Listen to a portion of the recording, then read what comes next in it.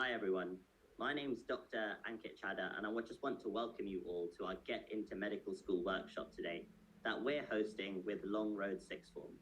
We've got a host of speakers today that are really designed to try and give you as much advice and tips as possible about applying to medical school.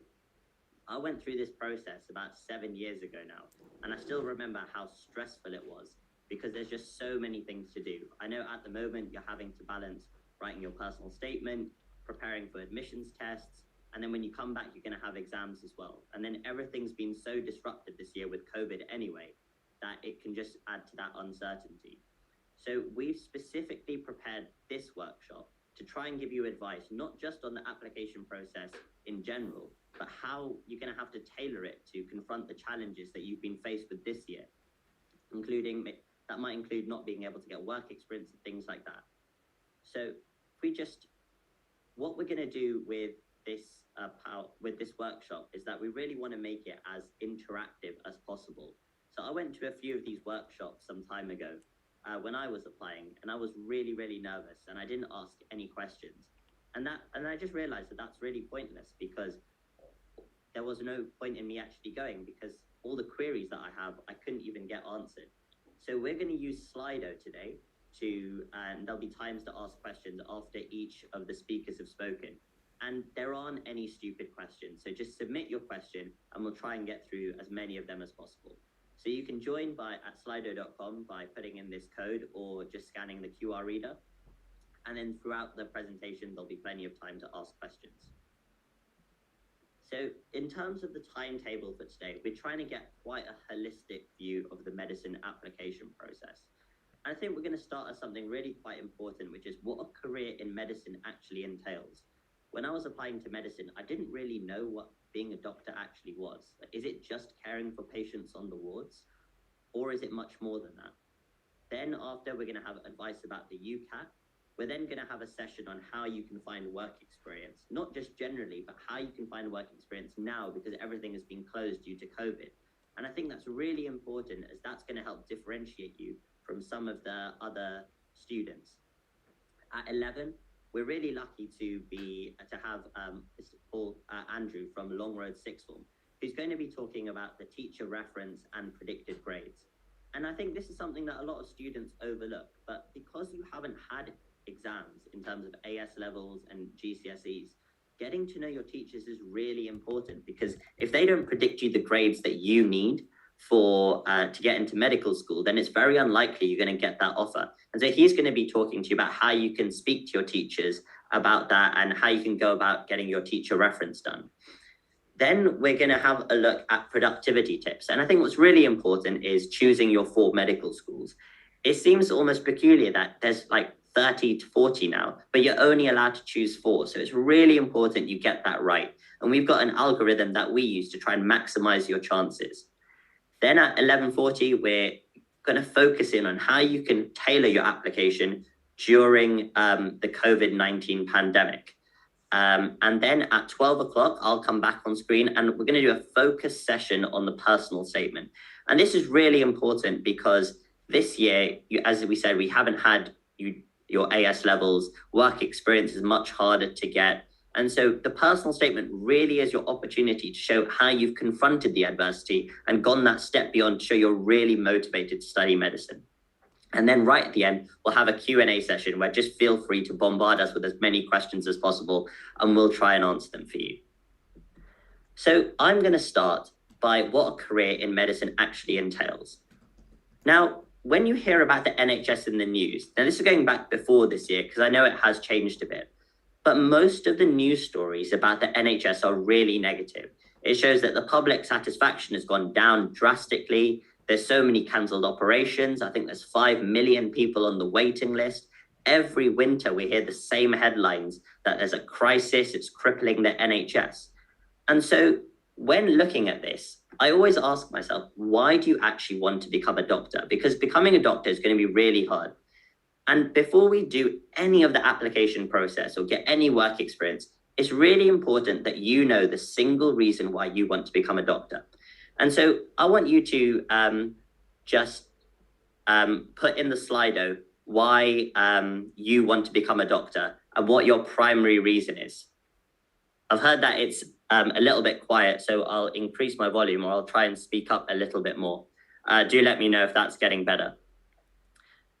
So if you could drop into the slide your primary reason to become a doctor. Again, there's no right or wrong answers here. I just want to see what the reason is. For me, when I was applying, I didn't actually know that I wanted to study medicine.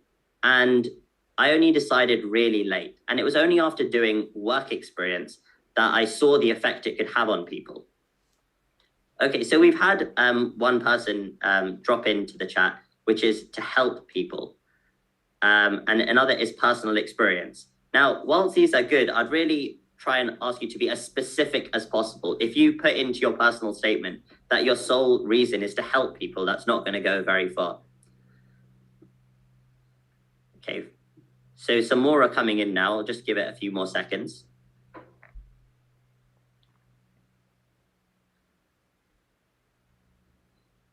Okay, so the reason why I wanted to show this slide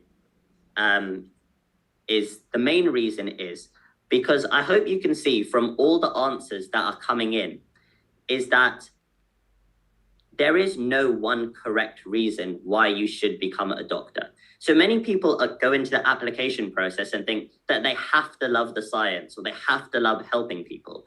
What I want you to get out today is that your reason to study medicine can be anything, and it can be really personal to you. I did read one of the answers. I don't think your admissions tutors are going to like it at their universities if you say your only reason to study medicine is for the money. That probably won't go down very well. But apart from that, there's so many different reasons why you can become a doctor. And I want you to keep that because that is going to form the basis of how you write your personal statement, how you come across in the interview. And for example, if you do love the scientific aspect, you can make your personal statement more biased towards the science aspect. And again, that can come across as interview. But that's not the only side of medicine. The other reason why I wanted to show this slide is because already we're seeing that there's so many different reasons why one could do medicine. Because that's the essence of becoming a doctor. It's not just a single skilled profession. You have to be good at science. You have to be good at speaking to people. You have to want to help people as well. So in your personal statement, so when you're doing your experience, you have to show that you've tried to develop all of those qualities, because then you're becoming the type of rounded person that you will think a doctor actually is. And that is the reason that you want to become a doctor. Cool. So thank you for all your answers. I'm going to move on to the next slide, but I hope that really summarizes my main point. There's no right reason to do medicine. Anything works, and it can be personal, and it should be personal to you. But because there are so many different reasons, it means that you have to show each of those qualities, because being a doctor is something very different to everyone, and each patient is going to expect something different. And if you just focus on the science and forget the empathetic side, or if you just say you've got great communication skills and forget the scientific side, then you're automatically weakening your application. And so I just want you to have that in the back of your mind. So I'm going to move on to the next slide now and just go through what a doctor's career path actually is in the UK. Because when I was applying, I wasn't too sure. I knew there was about 5 to 6 years at medical school, but then I didn't know what happened after that. And I think this is really important. For example, when you buy a house, you do adequate research into it, into the price, what the different rooms are, colors, and everything like that. If you are applying for a different job, you definitely want to find out about the salary, how long it takes to become promoted, what the working hours are going to be like. But for some reason, when students apply to medical school, all they do is the application to medical school and think that's the end. But medical school is just a means to an end. It's a means to a wonderful budding career. But it's important you know what that career is. Now, it's not going to affect your application that much. But if you get through medical school and then end up in this career that you're not happy with, then that's going to be a shame. And there is a really large dropout rate in medicine, which, because people might be disappointed with the reality that they face versus what they expected going in. So in summary, medical school is about 5 to 6 years. You can do a 4-year course if you already have a degree. There's also, after that, you then do a foundation apprenticeship for 2 years. Now, the key thing to remember in this point is that from this point onwards, you will be getting paid. And the foundation year salary is around 28,000. And in this foundation, you go through 4-month rotations and you go through 6 rotations. So over the course of 2 years, you'll have the chance to try out 6 different specialities. After that, then there's different routes available. If you want to become a GP, the training pathway for that is 3 years. During this time, you'll be working half in hospital, half in the community, and also in the GP surgery as well. If GP is not for you, then you can become a specialist. And this will probably be a specialist working in a hospital. And that can be a varying number of years. If you want to become a cardiologist, it could be up to 8 years. If you want to become the leading cardiothoracic surgeon or a neurosurgeon, it can be anything up to 12, 13 years. So it is a long path. But just remember that at each stage of this, every year, your salary will be increasing and you are guaranteed a job as well. And just remember, at each stage, you always have the option to integrate research into it, do a BSc or a PhD. You also have the option to leave this training path at any point. You could go into consultancy if you want to. This is just a guide path that you can follow, but it doesn't mean you have to follow. But knowing that this is the overall structure of medicine, you can start to get to know if this is the career that you want to do. So I'm going to go on to my next slide, which is just my journey into medicine, and then show you how it relates to the different aspects of medicine. So as I said, I was very undecided at school, and I just did the subjects that I was interested in. So we had AS levels back then. And for A levels, I did maths, further maths, biology, and chemistry. And I was lucky enough to get all A stars in them. So I actually decided to do medicine in June of year 12. So that's basically the time that it is right now. And I did some work experience. I managed to travel to India to do some volunteering. And I really rushed to do my Ucat and Bma. But I did apply to Cambridge, UCL, King's and Queen Mary, and I was successful in getting offers from all 4. And now I'm starting my foundation year at Charing Cross Hospital. The reason I wanted to share my journey is not to show you that I got 4 A stars. The main thing is that I decided to do medicine really late in June of year 12. And I think a lot of people might be worried. They might go and ask their friends how much work experience they've done. Some may have already done the Ucat. It really doesn't matter if you haven't done anything up to this point.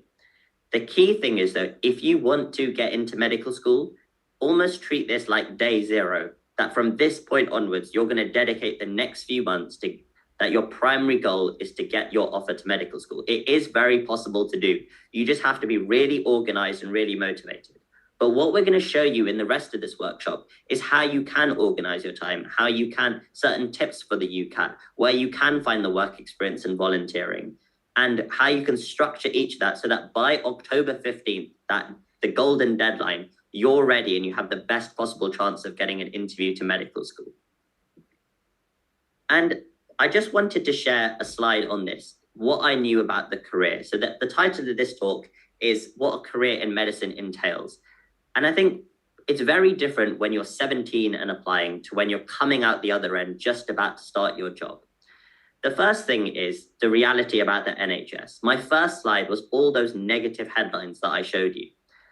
The reality is that the NHS is still rated as the best medical healthcare system in the world, because it is that. It's free for patients at the point of use, and you are treated very well as well.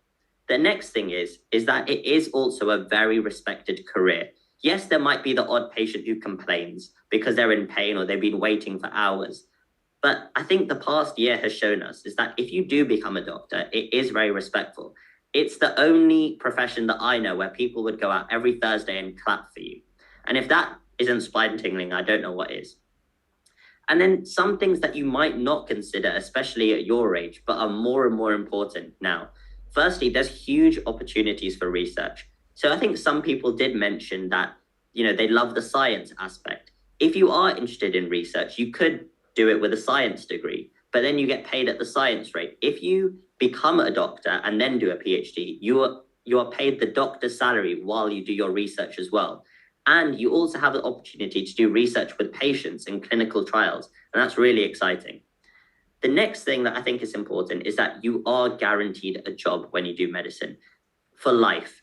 And I think in the past year, where so many people have been on furlough, where so many people have been made redundant, for example, the hospitality industry, the tourism industry, this is the one industry which is safe for life. You're always going to have work. You're always going to have a job and a very, very good salary as well. And that's not something that people consider 16, 17 years old. But if you want to, I guess, go on nice holidays, having a good guaranteed job is important. And then the last 2 points is that a medicine degree doesn't just mean you have to do clinical medicine. The reason I wanted to show you the map, the structure of becoming a consultant, is because that's just a guide. You can break off at any point. And there's different aspects to clinical medicine. You can be a medic, you can do surgery, you can do GP, and that's just the start of it. And there's so many that even I don't know, and I'm going to find out next year. And the final point that I just wanted to make in this intro talk is that medicine doesn't limit you. You don't have to think by doing medicine, you're stuck for the next 6 years. Certain universities have an intercalated degree where you can leave after 3 years. But also, when you get your degree, so many big companies, finance companies, accountancy, consultancy, they're really dying to employ medics because it's not really the degree that holds. It's the fact that medicine shows you have so many transferable skills. It shows them that you can memorize hundreds of drugs and have a good memory. It shows them that you are organized. It shows that you can work under stress and you're a good team player. Why would a company in accountancy or consultancy not want this? And the truth is that they do. And if you get those jobs, they'll train you how to do that specific job. So these are some things I wish I knew about the career when I was applying. And I think some of you might be unsure whether medicine is the career for you. I'm not trying to say that you have to do medicine, but these are just some things that you might want to consider. And the final point, if you haven't done any work experience or anything like that before, don't worry about that, because I only started at this time. And that means you can do it as well. And that should give you a lot of reassurance. So I'm just opening it up. We've got a few minutes for any questions. If some of the questions might not be relevant to this talk, so you can ask me questions about my personal journey and about the medicine career as a whole. Some of the stuff later, I'd encourage you to ask the specific speakers because they'll probably know more than me. So here's one that's come up. Can you do teaching alongside being a doctor? I like both careers. I think this is really important, and I actually put this in my personal statement. The word doctor comes from the Latin doceo, which means I teach. So the whole idea of a doctor is being a teacher. And being medical education is something that I'm actually very interested in myself. So I'm doing an academic foundation program, and part of that, of what I hope to do, is also start lecturing, hopefully at Imperial University, and also do some teaching on that. Also, in case you haven't noticed, Dr. Ellie Phelps and I have founded and we created the Intumed portal, which is all about medical education. And we're trying to do something new with online teaching by putting out notes and courses. So definitely take a look at that. But yes, there's so many opportunities. So predicted grades question, I'm going to leave that for the teacher to answer. So the question is, if you decided in June that you wanted to do medicine, did you have any wider reading to help you with the application? So I'm not 100% sure what this means. I did read some books about psychiatry and also one about genes, because that's what I was interested in, and that went into my personal statement. In terms of wider reading, I did obviously do some research about the NHS and stuff like that, just so I had an idea of what the career actually entailed. And I had this little notebook with me that I carried everywhere, and that told me, I basically noted everything down in this. I know we have had some questions about, is this being recorded? It is being recorded. It should be available to view on our channel after, but you won't have access. You won't be able to ask questions at that point, and it might not come online for up to a week. I think I'm just going to answer a couple more because I want to keep to time. Is it worth doing 4 A-levels? I think it depends on what you're interested in. And also what school you go in. If you go to a school where most of the people do 4 A-levels and you choose not to do it, you might get asked to interview why you haven't done it, if that is the standard. But I definitely wouldn't feel any pressure. It's better to do 3 and do them well than do 4 and compromise on the grades. Okay, the final question is, what did you get for Ucat and Bma? So for Ucat, I got 750.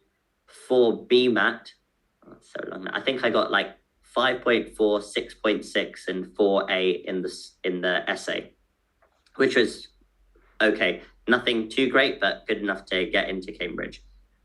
Okay, and I'm going to leave some of the other ones for the teacher. I think stuff about grades and GCSE results, I think they're better for the teacher. But I just want to say thank you for this. I hope you found this useful, and hopefully that should set the scene for the workshop going forward. Please continue to ask questions. I love it how you're interacting so much, and we'll try and get through as many of them as possible. So I'm going to clock off now, and the next speaker will be Dr. Ellie Phelps, who's going to talk to you about the Ucat.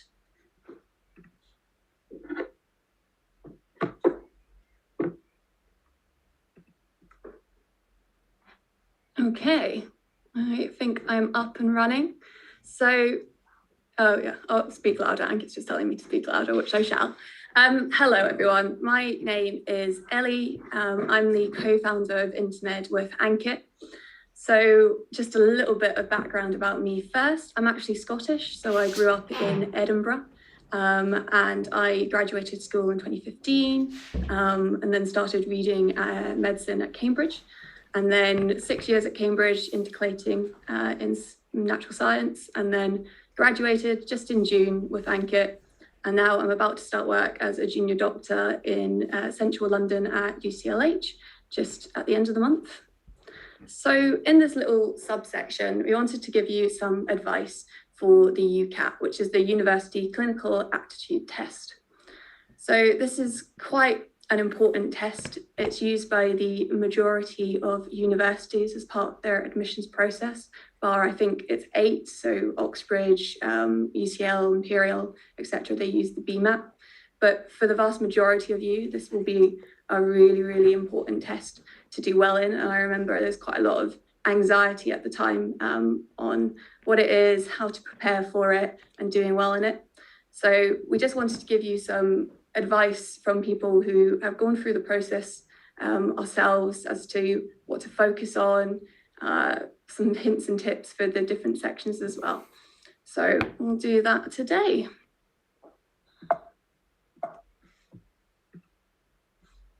So this is just a little slide on what the Ucat is. So I actually took this definition from the official Ucat website, and it said the Ucat is a 2-hour computer-based test which assesses a range of mental abilities identified by university medical and dental schools as important. So that's a rather ambiguous statement, has to be said, but it's split into these subsections: verbal reasoning, decision-making, quantitative reasoning, abstract reasoning, and the situational judgment section. So these are the ones that you need to tackle. And what they say about the Ucat is it's not a knowledge-based exam per se. There isn't a syllabus that you can revise, such as in your A-level exams and memorizing the Krebs cycle, etc. They're trying to test your approach to the questions. And that's a little bit harder to get your head around when it's different to the conventional exams that you've been taking. But what the key thing is that you can revise for it. And I think it's a little bit of a myth that you can't. Actually doing a lot of preparation for the Ucat will improve your score, and it is really important to do. But just before we go into that, I'll do some key dates. So the Ucat is an online test taken at the Pearson VUE centres. So these are the same ones that you take your driving licence, and you book online. The registration period was between June and September. Booking opened at the end of June, and this is another important thing. You can sit your Ucat anywhere between the end of July to the end of September. And we'll talk a little bit later about when in this period might be a good time for you to sit it. It does cost money to take, so it costs £75 to take. There are bursary schemes available, so if you are eligible for that, have a look at the Ucat website and you can find out a little bit more information about how you go about doing that. When you go, you'll get allocated a desk space and a PC. Because of COVID, things might be a little bit different, so remember to check the website. We recently did a national exam, our SJT, in the Pearson VUE centres as well, and they basically just had screens up and there was a reduced capacity at all the centres. And one of the things that took me by surprise is you get your score as you're leaving. So as you're handed out, it's a computer generated score, so they can just print it out and give it to you as you're off. And then the score itself, you'll get a raw score for each of the sections, and then this is scaled to be between 300 and 900. So the top candidates will get 900 in the section, all the way down to 300. And I've just included the 2020 scores that people got. So starting with the mean score, the 2511 is the sum total of the 4 subsections, and that averaged out at 68. And then you can see at the side the different subsections. And the one that people do tend to struggle on more is the verbal reasoning. The average for that is significantly lower than the rest. And actually quantitative reasoning is the one that people tend to do the best on. And then top decile was greater than 2850. So that's people averaging over 712 in their subsections. The SJT, the situational judgment section of the exam is graded a bit differently. And you get a percentage as to where you fall of the candidates who have taken it. So the majority of people getting the band 2, but it is a significant number of people do get band 1. And then how do the universities use the results? So this is a difficult question to answer because different universities will use it in a different way. It's not set what they have to do with this score as part of their admissions. So what universities tend to do is to use it as a cutoff, and people have to reach a certain score in order to be considered for interview. But it does vary from uni to uni. And I would say that for your year group and for year groups affected by COVID, it's going to be potentially more important because it's can be used as a national discriminator between different people. So it is a good one to have scored well in and to just get that under your belt. For the universities that you're applying to, what I would do is I would go online and look them up and see if there's any details on what they're going to use your Ucat for. So for instance, I looked up St. George's University and they had really lots of information on how they used the Ucat. So for instance, in 2021, they had a cutoff of 2620, so 655, but they also had a minimum score that you had to achieve of 500 in each of the subsections. So something like that is just useful to know, especially as you'll get your score as soon as you leave the exam. Okay, so moving on to the main bit as to what advice I can give.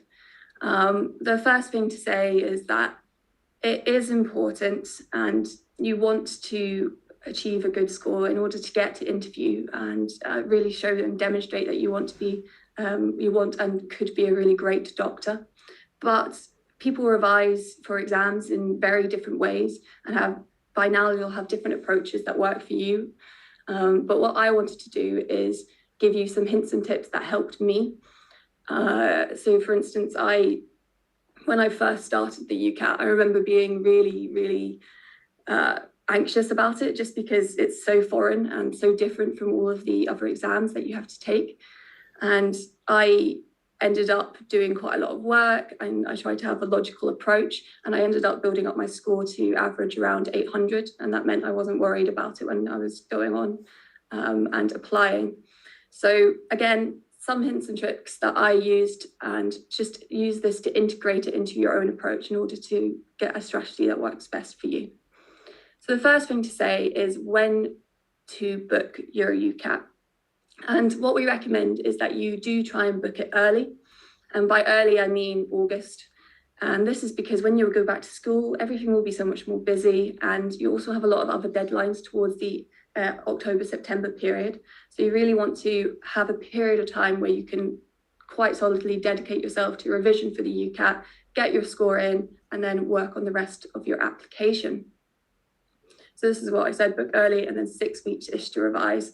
So that is roughly what I ended up doing. And I think I spent about half a day revising in that 6-week time, and that got me to the level that I wanted.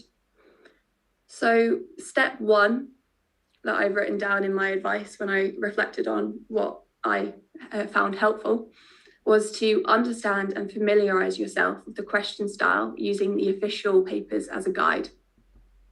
So what I mean by this is when you're starting out your revision for the Ucat, go online, go to the Ucat website and try one of their practice papers, and it will actually come up with the screen that you'll be faced with when you do your exam for real, and it will be the same interface.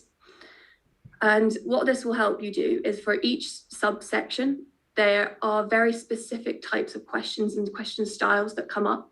And it's just familiarizing yourself with what you're going to face. And then you can build a strategy regarding each subsection.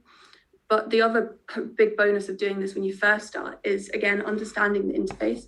So one of the challenges that a lot of students face, and the feedback that people have after they've done the exam, is if they went away and they revised from a textbook, or they revised just not using the official papers, the interface itself came as a shock, and you don't want anything to throw you off when you're in the exam. So give it a go, try it, and you also need to understand the flagging and the review the sections, and the online calculator, which is a lot more fiddly than having a calculator in real life. So that's the bonuses and perks of starting out by looking at an official paper. So then what would I do? So I would make a revision plan and structure by subsections. So these subsections themselves are quite discrete. They don't influence each other very much. There's not too much overlap. So I would start with, say, verbal reasoning or quantitative reasoning, and understand the question style, familiarize myself with it, develop my tips and tricks as to how I was going to get faster, spend a couple of days doing them slowly, and then a day doing it quickly before I moved on and covered a different subsection. And again, that's just what worked for me. The third point is the most important point. It's to reflect on the answers to improve your score. So this is just very, very key when you're initially starting to revise for the Ucat. There's no point doing loads and loads of practice and loads of repetition if you don't have a strategy as to how you're going to answer the questions in the first place. So what I would do is, again, by the subsections, take each question style and identify what challenges you're having in answering the questions, and then work on what you would do in order to make that challenge more accomplishable, particularly in the time limits that you have, and develop some hacks and strategies in order to make you either go faster, or have some mental arithmetic that you know you're going to know. And then once you've developed some strategies, then comes the repetition. And it's just really a lot of repetition, which is really important. You've got to put the hours in order to do well in this test, unfortunately. Point number 5 is to do it under time conditions periodically. And one of the biggest challenges with the Ucat is the time pressure that you're under. And the approach that I've said to go slow and have a technique in mind. And that's the initial step. And then when you're repeating, you'll naturally get faster. But you need to be aware of what time you're working towards. So start by, maybe after you've done an initial few days of revision, I would try trial it under a timed condition just to see what the challenge is, because one of the challenges for a lot of the sections is your time management. So your strategies are going to be based on making yourself more time efficient when you're answering questions. So do it periodically under time conditions, and you should hopefully see your progress. You should see yourself becoming quicker and quicker, and getting more and more answers correct. And then the last point is just to keep coming back to the practice papers. And I did this even if I'd already done them before. I would go back and give them another go, because you're going to forget what the answer is, and they are the most similar to what you're going to face in the exam. So just keep using them. They're a resource there to be taken advantage of. So what I've just done is go over some very generic advice as to what I would say and what strategy I would have if I was to do the Ucat again. I wanted also to give you some more specific examples of how I would take that generic advice and put it into practice. I know a lot of people out there will be taking their Ucat soon, so I hope that this is helpful for them. And for the people who are more sort of querying if this is the career for them, this is quite in-depth detail that I'm going into. We'll have some more generic things later on, but again, it's good to be aware of what you're going to face in the future and dispel some of the anxiety of the uncertainty, I would say.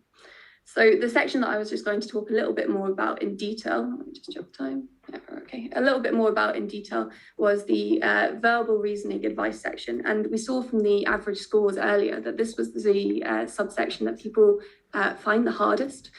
And I think the main reason that people do find this section difficult is the time pressure.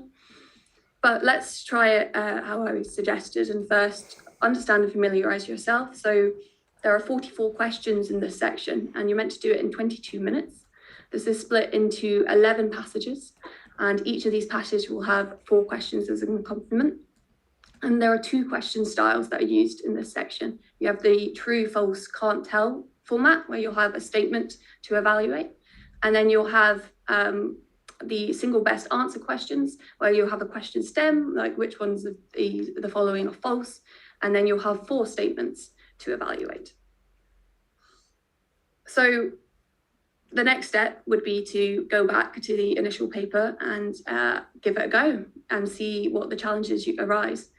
And I think what you'll draw out is that they're very, very long passages, and you just can't read them all and read the questions and do it within the time that is necessary.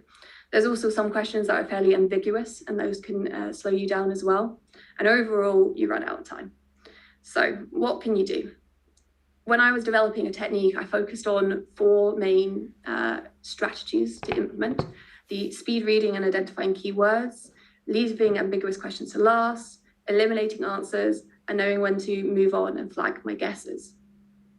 So in practice, I identified that the true, false, can't tell format was the easier of the 2. So I would start with those, and I pulled out all of those and gave them a go. And I found that when I evaluated a statement, I could pick out some keywords to use to skim read the passage. So when I first go into the question, I just glance at the passage and I go straight to the questions. And the keywords that I had to pick out had to be specific enough to find out where I was looking in the passage, but they couldn't be too specific as I would miss what I was looking for. And also I needed 2, maybe 3 words as well to sort of cross-reference to find the appropriate part in the passage. But that meant you're just basically speed reading the passage, skim reading to find those words. And then when you get to those words, you read that sentence in detail to make sure there are no double negatives and the context is correct. And this helped me with my second point, because by the time that you've sped read for free, you have a general gist of what the passage is about. So if one of the questions at the start was to make a general inference from the passage as a whole, I would have a much better idea at the end as to how to answer that question.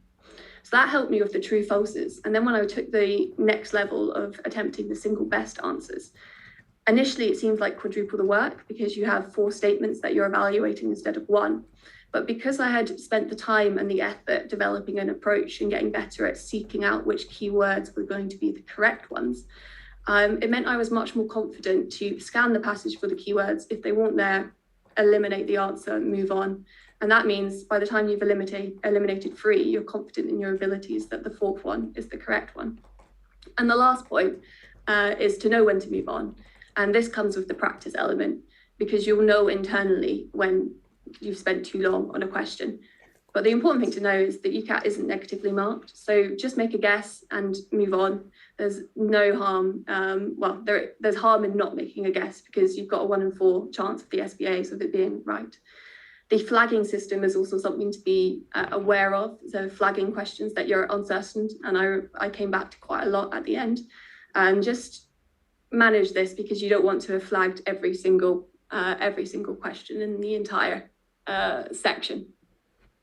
So that was very quick run through, and I can give some more specific advice at the end or at a future time. But I just wanted to give you a flavour of the Ucat and an idea for the people who are further ahead of their revision, what to do and how to prepare. So these are my last points because I know I'm running out of time. But the Ucat is an important test and you can revise for it. And familiarity with the test and practice are the key things to do. Work on your time management, set an early date and make a revision plan. This is a point that I really wanted to talk about, is dealing with stress, because there's so much pressure at the moment. It does feel like a big exam, but it is manageable. You can do it. So make a plan that works for you and try and follow it. For me, I needed to take days off. I made a plan that ended a week or half a week before the exam because I knew I wasn't going to stick to it and I wanted to be able to adapt.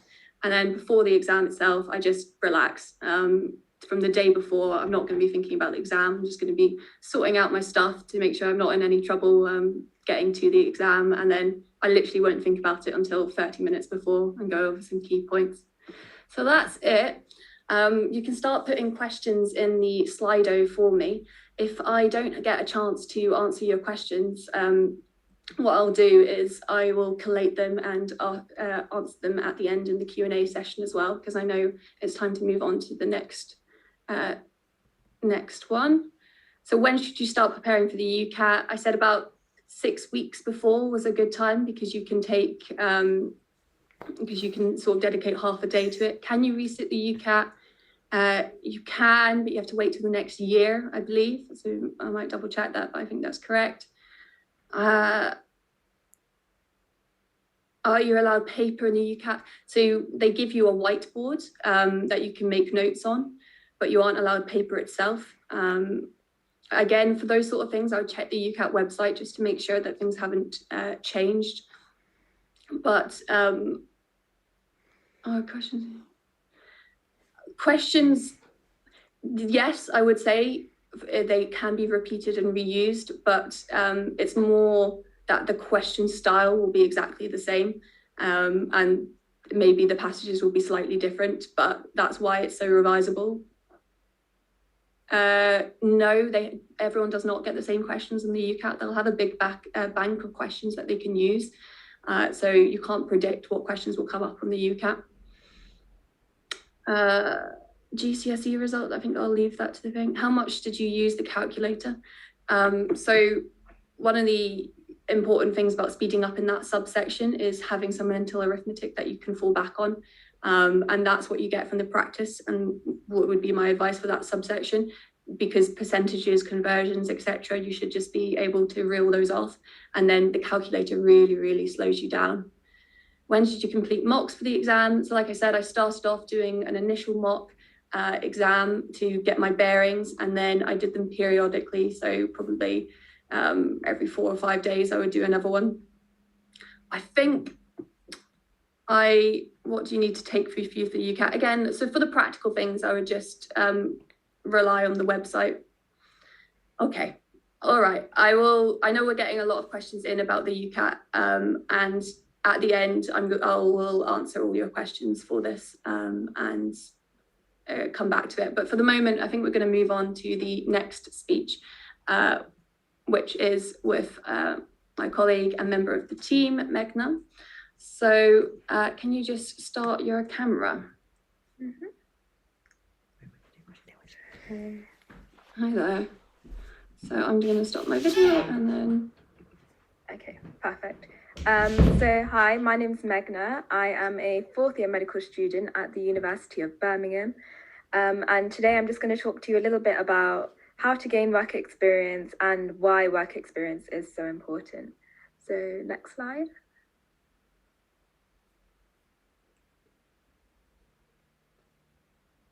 Perfect. So why is work experience important? Well, I think the main reason work experience is so important is to actually understand what a doctor does and to understand their roles and responsibilities. I think gaining the experience and actually, being in a hospital or being in a GP surgery, you can see the daily structure that a doctor has, from, the ward rounds to carrying out their tasks. And you can actually understand the qualities that you need to become a good doctor. Next slide. So how much work experience do you need? So there's no set amount of work experience you need to do, I'd say. there is a fine line though, and I think it's about not going overboard and sacrificing your work, because obviously you're doing your A-levels right now. But also you don't want to do enough that you haven't got the experience. And that goes with, volunteering and reading. It's about really finding that balance and making sure that you've done enough to understand the subject, but you're not compromising other areas as well. So Reed recommend doing 3 different areas of work experience, and I think the next slide will show that. Okay. So first of all, what I want to reiterate is there are so many different places you can do your work experience in. So if you have difficulty finding work experience, like in a hospital, there are so many different other places that you can apply to. So just going through each of these places and like examples of what you can do in each place. So for example, in a hospital, you can shadow doctors going on the ward rounds or carrying out their tasks. And that's a really useful way to kind of see the structure of their day, to see the qualities that you need, like to be able to stay calm under pressure. Operating theatres are really useful tools in work experience to actually see how doctors interact with other members of the team, like under pressure.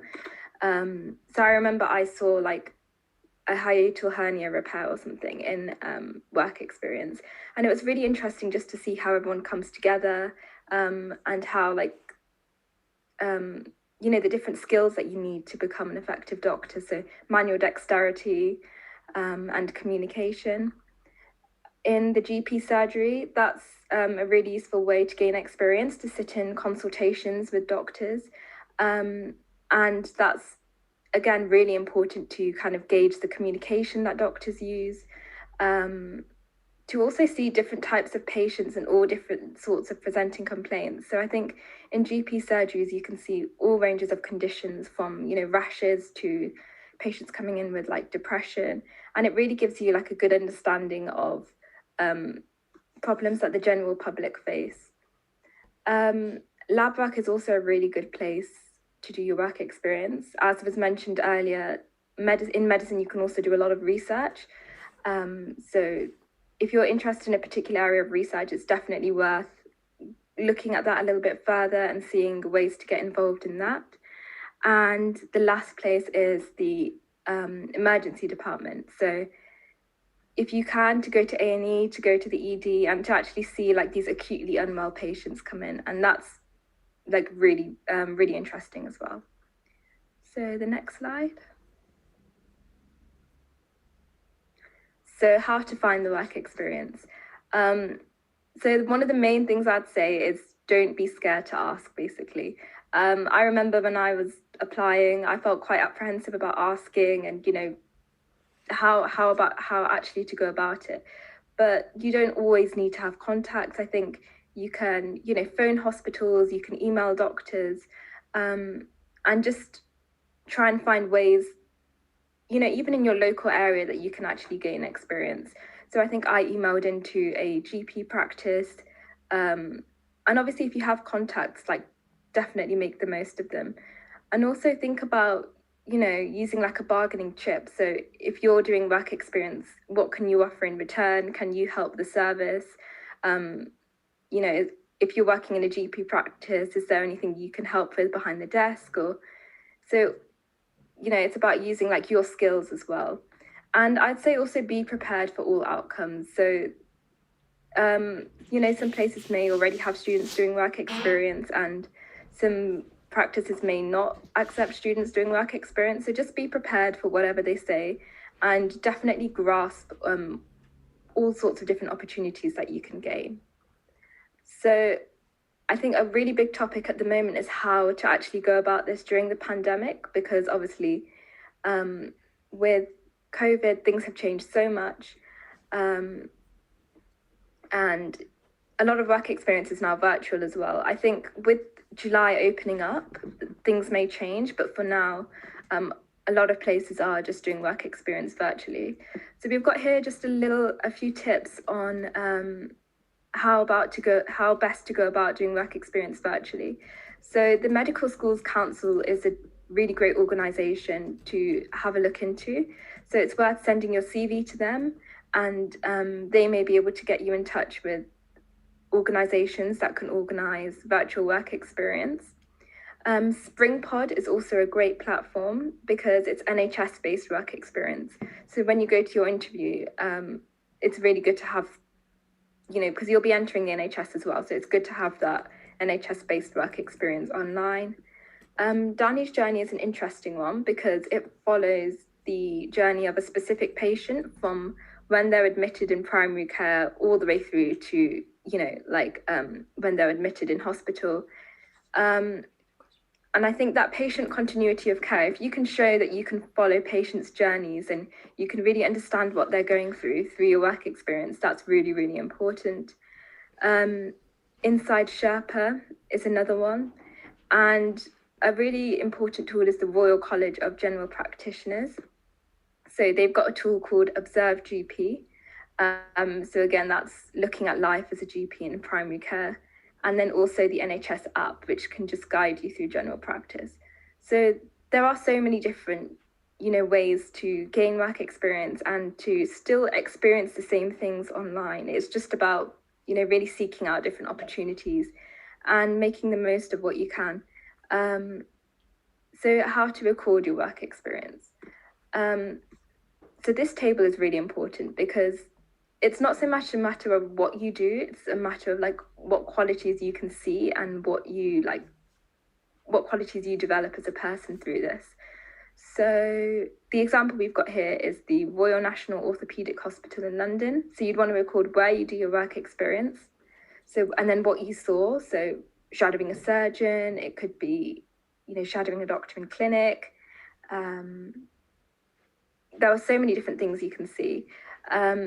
And the really important bit is the qualities you saw, the qualities you developed. So it's really about putting in those buzzwords that they really like to hear in interviews. So seeing, collaborative working, communication, and really go into details of what you saw, what you found interesting, why it fascinated you. So I remember I saw a hiatal hernia repair at Kettering Hospital. And it was just really interesting to see everyone come together, to see challenges that were overcome and how doctors stayed calm under pressure. And then why is it important? So like the table says, doctors need to be able to learn, they need to be able to follow patients in full cycles of care and actually follow their journey. So important words there would be patient-centered care and things like that. Next slide.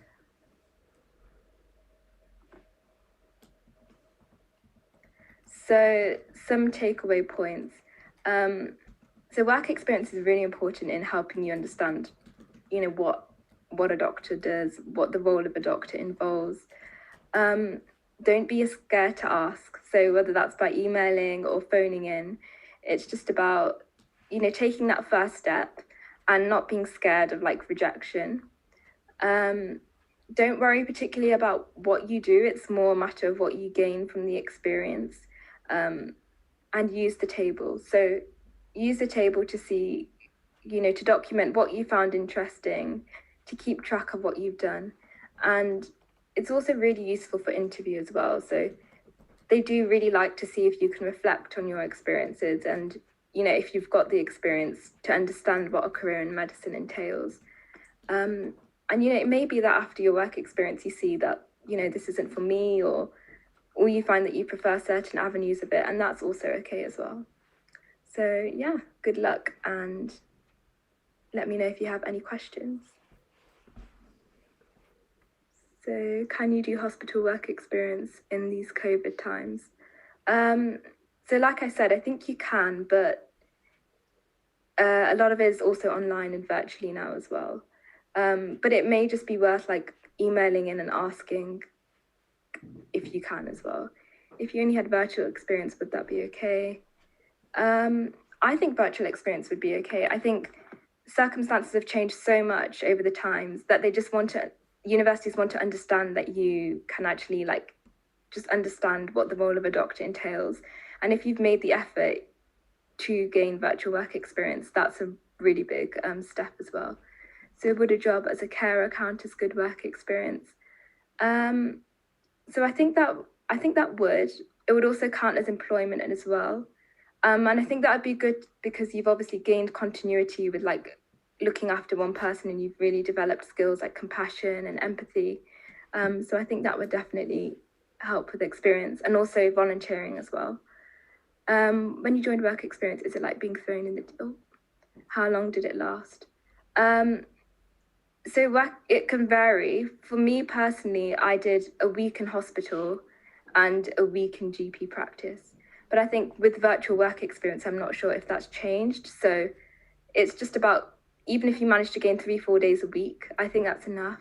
It's also about gaining, different pockets of work experience. So some time in a laboratory, some time in a hospital, and just, gaining experience in as many different areas as you can. Should work experience be a key part of the personal statement? Yes, definitely. So I'm sure there'll be a talk further later about the personal statement, but work experience is really important. And it's about reflecting on what you gained, and that's really good to tie in with volunteering as well in your personal statement. So one more, is volunteering in a nursery helpful? So there will be another talk on like volunteering and reading as well, but I think that would definitely be helpful. Any experience where you're showing that you can communicate with people and you're overcoming challenges and you're in a healthcare setting, that's what's really important. Is virtual work experience a good substitute? So obviously it's not quite the same as physical work experience, but universities understand that at the moment there are huge limitations to gaining physical work experience. And, I should hope that they would be more lenient. And it's the fact that you've actively like sought out work experience, even though there are difficulties at the moment, that's what they want to see. So it's just about reflecting, whether it's virtually or physically. I think they'll definitely like be more understanding. So yeah, thank you very much. And I'll pass on to the next person to talk. Sure. Thank you, Meghna, very much for that. So I'd just like to introduce our next speaker. Just for anyone who still has questions about some work experience, just hold on to them, and then we'll try and answer as many of them in the Q&A session at the end. But I was reading quite a few, and I just want to echo that. I know a lot of you are nervous about maybe not having the opportunity to do in-person work experience. Universities will definitely understand. If they have a student who's made an effort to do virtual work experience, that does show that you're motivated in medicine. And again, it's not really much about how much you do or what you do. More important is how you write about it. So like how Meghna explained, the qualities that you've learned. If you can demonstrate you've made an effort and you've learned some qualities, that's going to do you really well in your application. And later in the personal statement session, I'll show you how you can write about these different qualities too. But for now, we're going to focus on the teacher reference and predicted grades. So Paul, would you like to take it away? Brilliant. Thanks, Ankit. Yeah, I'm really pleased to be here today. When Ankit said about this session, I was really excited about it. It's not often teachers get the opportunity to kind of give their perspective. And I think it's really important for students to see what it's like from the teacher side and what you can do as a student to benefit yourself. So if I can have the next slide, please. So this is all about your life at the minute, really, which is kind of spinning lots and lots of plates. I just made a list of the sort of things you'll be doing in year 13, if I'm assuming you're in year 12 at the minute. But year 13 is a really difficult year. And I've had students sometimes say to me, oh, I wish I could just fast forward year 13 and get to the end of it. And I get that because there's so much going on at the same time. So, assuming you get to September, you've done your Ucat. Okay, thank goodness that's out of the way. Then you've got your personal statement to do, and that's going to take a lot of revising and showing to lots of different people. So that consumes a lot of time. Some of you might be thinking, I want to do Bma as well. Well, this year that's in November, so you've got to be preparing for that at the same time. Once you've got your application in mid-October, then it's preparing for interviews, and the interviews probably kick off around December and run through to about February or March. So at any point you could get pinged a message to say, you've got an interview at Birmingham in 10 days time or something. So you wouldn't have time in that time slot to get ready for it. You've got to get ready for interviews that you don't even know you're going to get yet. So, come October, November, you've got to spend a lot of time preparing for interviews, and teachers can really help you with that. Then on top of that, you've got to be doing really well in your assessment. So as a teacher, we have to assess people all the time. And if you're looking for a medical career, we're kind of assuming you're going to be hitting those high grades consistently all the time. So there's that pressure as well. You can't just kind of suddenly ease off and get D's and E's in tests because the teacher said, well, I thought you were trying to get an A. So, lots going on at the same time. The other thing to bear in mind is with your interviews is once you've had an interview, brilliant, and exhausted, you come out of that, and they might say to you, oh, we'll let you know in 2 months' time. And you're like, what? Because other people, I've had students who go for physiotherapy and they say, oh yeah, they said they tell me the outcome in 3 days. Medicine, they don't. They want to interview loads and loads of people and then sit down and think about it. So having done an interview, you've got to wait weeks and weeks and weeks for an outcome. In the meantime, you might get another interview. In the meantime, you might have mock exams. You've just got to get on with it. So I would say, try to have a really good relationship with all of your teachers, not because you just want to milk a good predicted grade out of them, but because they can help you. Schools are very variable in the support they give. If you're at a state school and you're the only person going for medicine, it might be you're pretty much on your own. And the school might not be very geared up at all to support you. And you kind of understand that because having a medical student is very rare in their school, and you're just going to have to do the legwork yourself. On the other hand, you might be in a selective school or a private independent school where they have hundreds of kids applying for medicine. And in fact, they've got a teacher dedicated to supporting you. So it is hugely variable, the kind of support you're going to get. But make your teachers your friends because you really do need them. Okay, next slide, please. So what I put here, look, is taking controls of things you've got some influence over, such as, now, predicted grades. You might say, well, I haven't got any influence over that because it's from my teacher.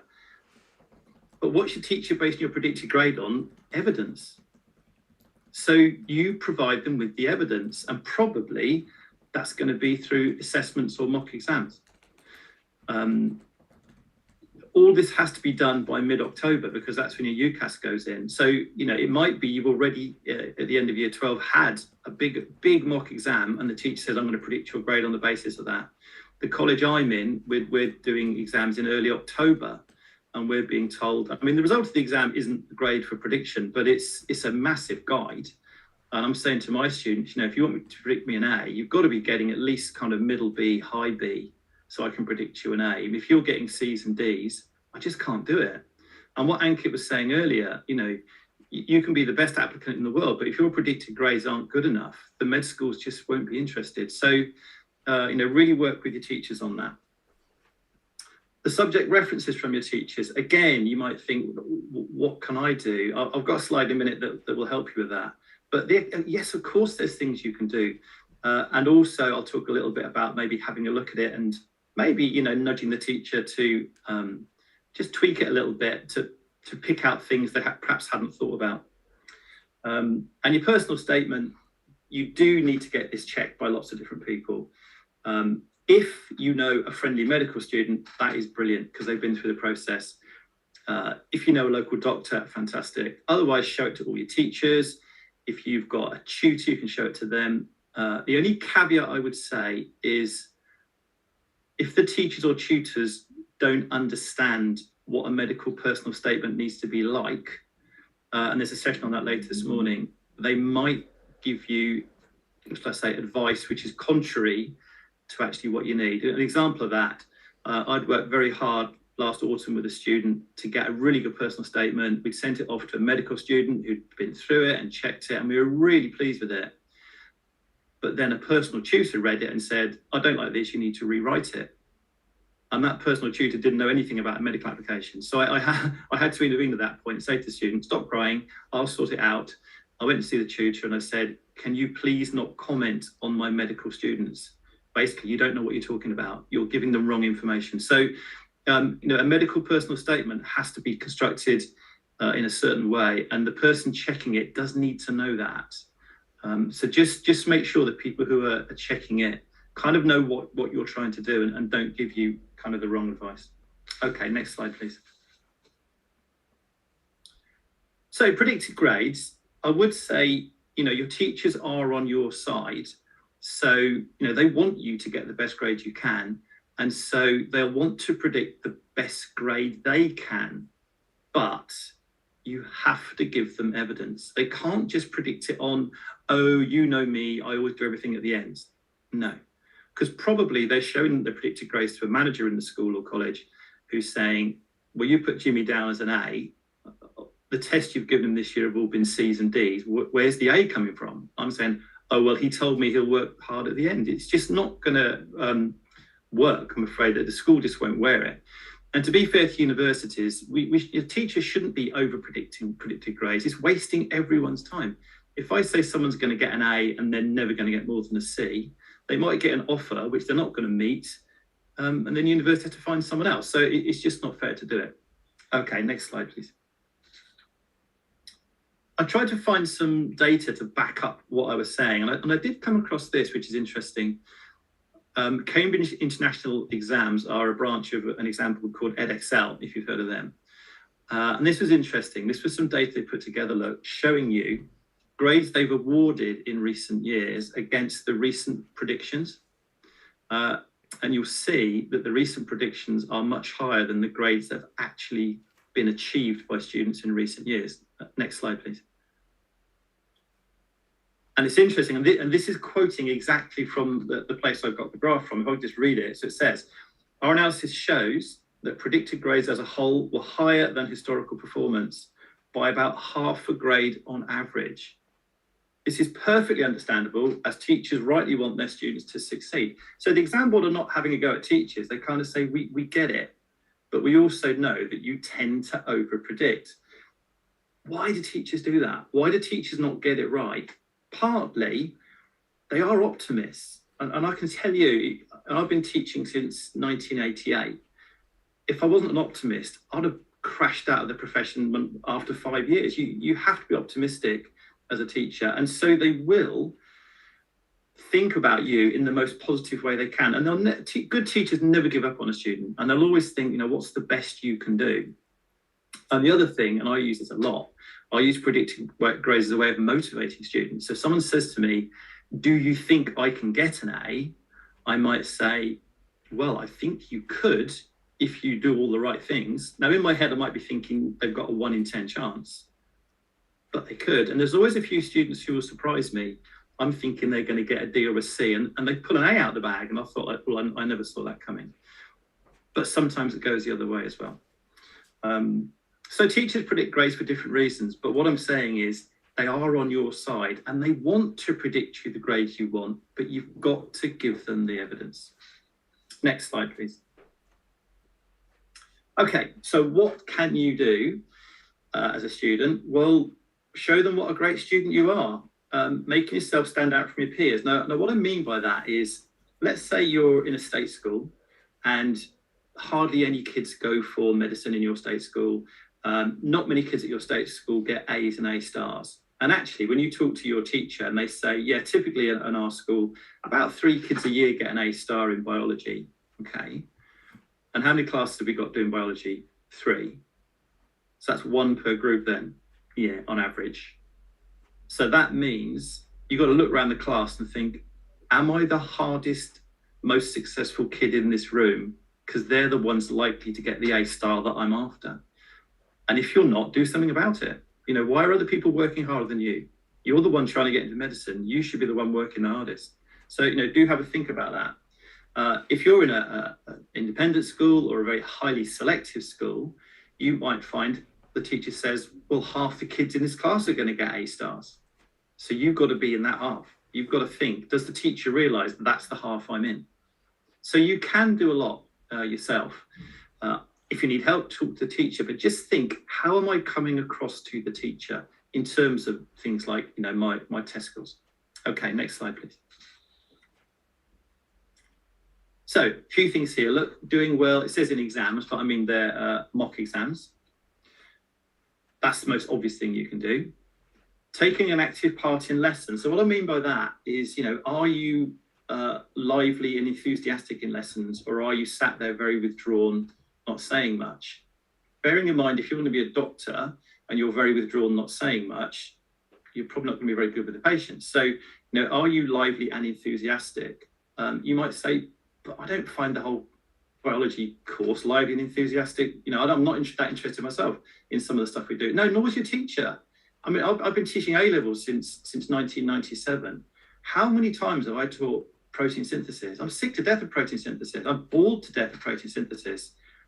But when I teach it to my students, they don't see that. Oh, well, I hope they don't. I hope they see me being enthusiastic and smiley and, wow, this is amazing, codons, anticodons, it's great. And in my heart, I'm thinking, God, what time's break? I don't show them that. And you've got to be the same. Doctors are like that. Doctors aren't going to show the reality in their face of what they've just seen with their patient. They might say, yeah, don't worry, we're going to sort you out. And in their heart, they're thinking, God, we've got a problem here. You're acting. We'll be that person when you're in lessons. Be the actor, come across as enthusiastic. The teachers will notice. Are you the one putting your hand up, answering all the questions? The teacher will notice. And all of those positive things will help them when they're writing references and predicting grades. I put there about helping other students in the class. Why should you help anyone else? Because it shows you care. It cares to you. You're going into a caring profession. And the teacher says, wow, in lessons, you obviously really care about the other students. Yeah, I want to be a doctor. So that is important. One at the bottom, go the extra mile, doing things above and beyond. I mean, as a teacher, most kids will do what I ask them to do. Fine. Some don't. Yeah, we won't talk about those. Some do more than that. And those are the ones I remember. Those are the ones that are in the front of my mind. They're the ones who come and say, oh, have you seen this book I read? Really, really interesting. Do you see that TV program last night? I came across this paper, which is quite hard to read, but there were some really interesting little nuggets I picked out of it. I want to talk to you about. Wow. I mean, that would just be like, this is incredible. This student is really, really serious about this. Makes a big difference to me. So, don't just do what everyone else does. Do extra stuff to convince your teacher that you are up for this very difficult challenge that you're doing. You're up for it, and they can see that. Okay, next slide. Quick bit about subject references. So this is what teachers write about you. So on your Ucat, you do your personal statement, and then it's probably the pastoral tutor or your tutor will write a little introduction paragraph. Then each of the subject teachers writes about 150 words about you, and then the tutor has a little sort of summing up paragraph. And 150 words isn't very much, so you want those words to be really good, but obviously you're not writing, it's written by your teachers. I just want to show you the key messages that should come across in that reference. So next slide, please. Now, I took this from a course I went on to about how to write references. So it says things like, statement of a candidate's academic suitability for their chosen course. So, when your teacher's writing a reference, you need to tell them I'm applying for medicine. So they know that. And when they write their reference, they've got that in mind. Otherwise, they'll write something very generic because they don't know what you're applying for. So they just write something quite general. Number two, your academic potential or progress. Now, remember, you're aspiring to get A's and A stars, so they need to say something about that. Number three is really important, ability in relation to peers. And now what I mean by that is, if your teacher said to you, and I said this to one of my students the other day, you've just got, in that test we've done, you've got the highest score in the cohort this year, and that's 100 students. In fact, I haven't seen a score that high before. I literally told a student that the other day. He's not applying for medicine, I should say. I would then write that in that reference, that this student is the top of the cohort. And that's really important. So if a teacher's told you that, they should write it in your reference. Or if they say, yeah, we're in a big school here, but you're in the top 5%, they should write that, because that is really, really powerful for the university. So do think about that. Ask your teacher maybe, where was I in the year group? And if you're high, get them to mention it. The bit at the bottom is just kind of saying, if you're working at C's and the teacher predicted you an A, they'll need a reason for that. Otherwise, people just won't believe it. So you might, if the teacher says, well, the student had COVID just before the exams, it might explain that dip in performance. So that's what that one's for. Okay, next slide, please. So what kind of evidence are we looking at? So, mock exams, test scores, homeworks, attitude, extracurricular stuff. Show your teacher your personal statement. Why? They can give you some feedback. Also, it reminds them, I'm applying for medicine. Can we not forget that? Really importantly, point B, look, you don't want the teacher writing in their reference what you've written in your personal statement. There's no need to duplicate things. So if you've written something, they shouldn't be writing it. And again, so you might want to just check that. Okay, next slide, please. Now, it depends on your relationship with your teachers and your tutor, but if you can, I would ask to see your subject references. I mean, they are written about you, so you do need to see them and discuss them with your personal tutor to make sure they are appropriate. Now, I'm not saying you can ask for a big rewrite because you don't like it, but you're just looking to see, are they putting across the key messages, which I'll give you some examples now. Next slide, please. Now, this is where things can go wrong. So it says at the top, look, some references are written as school reports rather than university references. And this is what you've got to avoid. You don't want these very often repeated things about, oh, Jim is really nice, always turns up to class, gives lots of contributions in class. Yeah, that's all fine. That's not, when a teacher's only got 150 words, that's 20 words gone already. Number 2 says key academic messages can be missed. Did the teacher mention you're very good verbally in class, but forgot to mention that you're in the top 2% of the cohort? That's much more important. And the bit at the bottom, they can talk about generic qualities like, oh, works really well in a group, which isn't particularly helpful for a teacher reference. You can talk about being a team player on your personal statement. You don't really want that in the teacher bit. So have a look at what the teacher's written and perhaps work with your tutors to see if you can get the messages there that you need, which are true. I'm not saying make stuff up, which are true, but perhaps the tutor can give the teacher a nudge to say, can you just tweak that a little bit? Okay, next slide, please.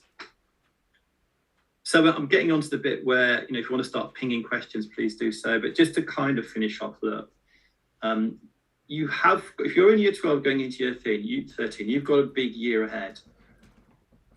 Keep calm and take control. Like Ellie was saying with the Ucat, you can prepare for the Ucat really, really well, or you can prepare for it really, really badly. And if it goes badly, you have to wait another year before you do it again. So, take control of the situation. Ask for help is a big message. Everyone at some point in year 13 is going to have a dip. And when I say a dip, I don't just mean in performance, I mean in confidence. If I tell you about a student of mine some years ago, Holly, she actually was going for vet, not medicine. She needed 2 A's and a B, and she was a great student, Holly, fabulous student. She got her offers. We got to May of year 13 and she came to see me in absolute bits. She was just sobbing and sobbing and sobbing. I still find it quite emotional now talking about it. And it was like, what's wrong, Holly? And she said, I'm worried I won't get my grade in biology. And I had to sit down and just say, look, how are you revising? What are you doing? She was doing all the right things. She wanted to be a vet so much. She just lost confidence in herself. And it just needed me to spend 20 minutes with her to reassure her she was doing all the right things. And eventually she calmed down and the tears dried up and she got her grades. And I saw her must have been 2 years ago now. She just qualified as a vet and was now a vet. And it just showed me that even the most diligent, the best, most lovely students can have ups and downs. And if you're having a down, go and talk to people because it's tough. It's a really tough year. And you need people around you to support you, whether it's family, friends, teachers, or if you know people doing medicine or medical students, all those people can really, really help. But if you've got any questions, please ping them over. I'll see I'll just do a few. I can do a few more later. If your predicted grade is low, then probably you're not going to get any offers, unfortunately. if you get really good results, and this happens to me with students every year, I say to them, I'm sorry, I can't predict you the A, I can predict you a B. All you can do is work your socks off. Don't apply for medicine this year. Don't work your socks off, get your grades, take a gap year, apply in your gap year. And the same advice I would say for someone who you've got the predicted grades, you've done your personal statement, you've got your Ucat, you get some interviews, but you get no offers. And it's devastating because you've worked so hard and no university's offered you a place. If you're definitely wanting to do medicine, you just suck it up, you get the grades that summer, get your A's and A stars, and you reapply in the gap year. And med schools are very good at understanding that. About extenuating circumstances, yeah, just definitely. I had a student get into vet school 2 years ago. I didn't go into detail, but she said to me she'd had a very difficult year 11, and I think it was illness, and she'd only done 6 GCSEs. And she said, well, vet school's never going to take me. I've only done 6 GCSEs. And I said, you need to phone them up, talk to them. And when we write your reference, we will include all of that. And you know what? She got into vet school. It didn't stop her being successful. If you need AA for uni, we get predicted AAB or ABB. Yeah, I think with universities, I was going through university or med schools just a couple of days ago, and they say things like, you know, we want A star AA or AAA, and some of them say, but you must be at least predicted kind of AAB or ABB. So they're looking for potential. So yes, I would say you need, I think ABB or AAB would be enough. If you're applying to a med school which is after AAA, if you're applying for somewhere which is maybe, like I say, Cambridge, A star, A, then they'd probably say no. But certainly when I've been to meetings at med schools, when they've talked about what kind of grade do you need predicted, they kind of say, you know, if we're saying we want A stars, as long as you're predicted A, that's fine. So I think that would be okay. I'll just take one more, this GCSE's results question, because Ankit mentioned that I should answer that one earlier. I would say it depends. Imagine you're in the med school. The most important results you'd say were the A-level results, okay? GCSE results might be variable for a number of different reasons. And we don't know what school you went to. We don't know how things were going for you at that time. So I would say they're not that important as long as you reach the minimum. And you know, most med schools say things like, you know, 6 GCSEs at grade 6 and above, including maths, whatever. That's their kind of baseline. As long as you meet that, they're fine. I suppose it could be used to discriminate. If you've only got one place left and you've got 2 applicants and one's got brilliant GCSEs and the other one is not so good, then they might edge it on you. But I don't think the GCSEs are that important. I think what's important is years 12 and year 13, and really focus on that and showing your potential. But listen, if I finish there, I'm happy to, I'll hang around to the end. I'm happy to answer any more questions later, but thanks for your time.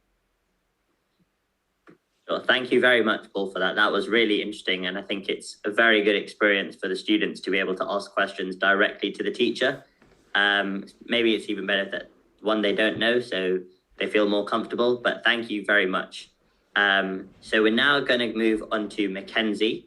So if you could shut your video, Paul. And so Mackenzie is going to talk about choosing your medical school and productivity tips, and then she'll be available to answer questions. So handing over to Mackenzie now. Hi guys, so I'm Mackenzie. I'm a final year medical student at Glasgow. So I'm going to talk to you a bit about how to choose your medical school, like Ankit said, and also some productivity tips. So next slide, please. So first I'm going to talk about what university, so how are you going to choose your university? So the things I'll go through is your favourite choice, what's the smart choice, and then what is the best choice. And then I'm going to talk about actually how do you get there for your application, so studying for the Ucat, and then how to make a timetable. So firstly, what I want to say is when I first applied for medicine, so when I was in my 5th year, so when I was in my 6th year, so equivalent of year 13, I think, I didn't get in, and what I didn't do very well was actually revise for the Ucat, and I then, with my Ucat score, then didn't think smart about what universities I was applying to. So next slide, please.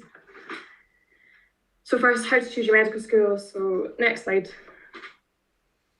So the first thing you need to think about is actually what's your favourite. So where is the university? Where do you actually want to be? So thinking about things, do you want to be in a big city or a smaller city? Do you have other commitments? So like I play a lot of hockey. So for me, being in Glasgow was probably the best place for me. And also thinking about the course. So if you want to do something more practical, like some of the universities, so for instance, Dundee, they get you into hospitals very, very quickly. You're doing practical stuff from the get-go. Or if you'd rather do something more theoretical, so Oxford certainly, I think, do 3 years more theory, and then you're then in hospitals from fourth year. So it's just having a think about, actually, do I want to be, like for me, I want to be in a hospital, I want to be learning that way, or do you want to learn through lectures and stuff like that? So some really, really important things to think about. So next slide. So then it's like your smart and your sensible choices. So are you going to apply to Ucat unis, or are you also going to be applying for Bma unis? So I think, as Ellie said, there's only 8 universities in the UK that require BMAT, and probably don't apply for more than 2 BMAT universities, as if your BMAT score isn't great, then this is going to really affect your chances. And I think sometimes if you do your BMAT in November rather than September, you won't actually have your result until your application's already in. And then also thinking about your Ucat scores. So this is what I didn't do.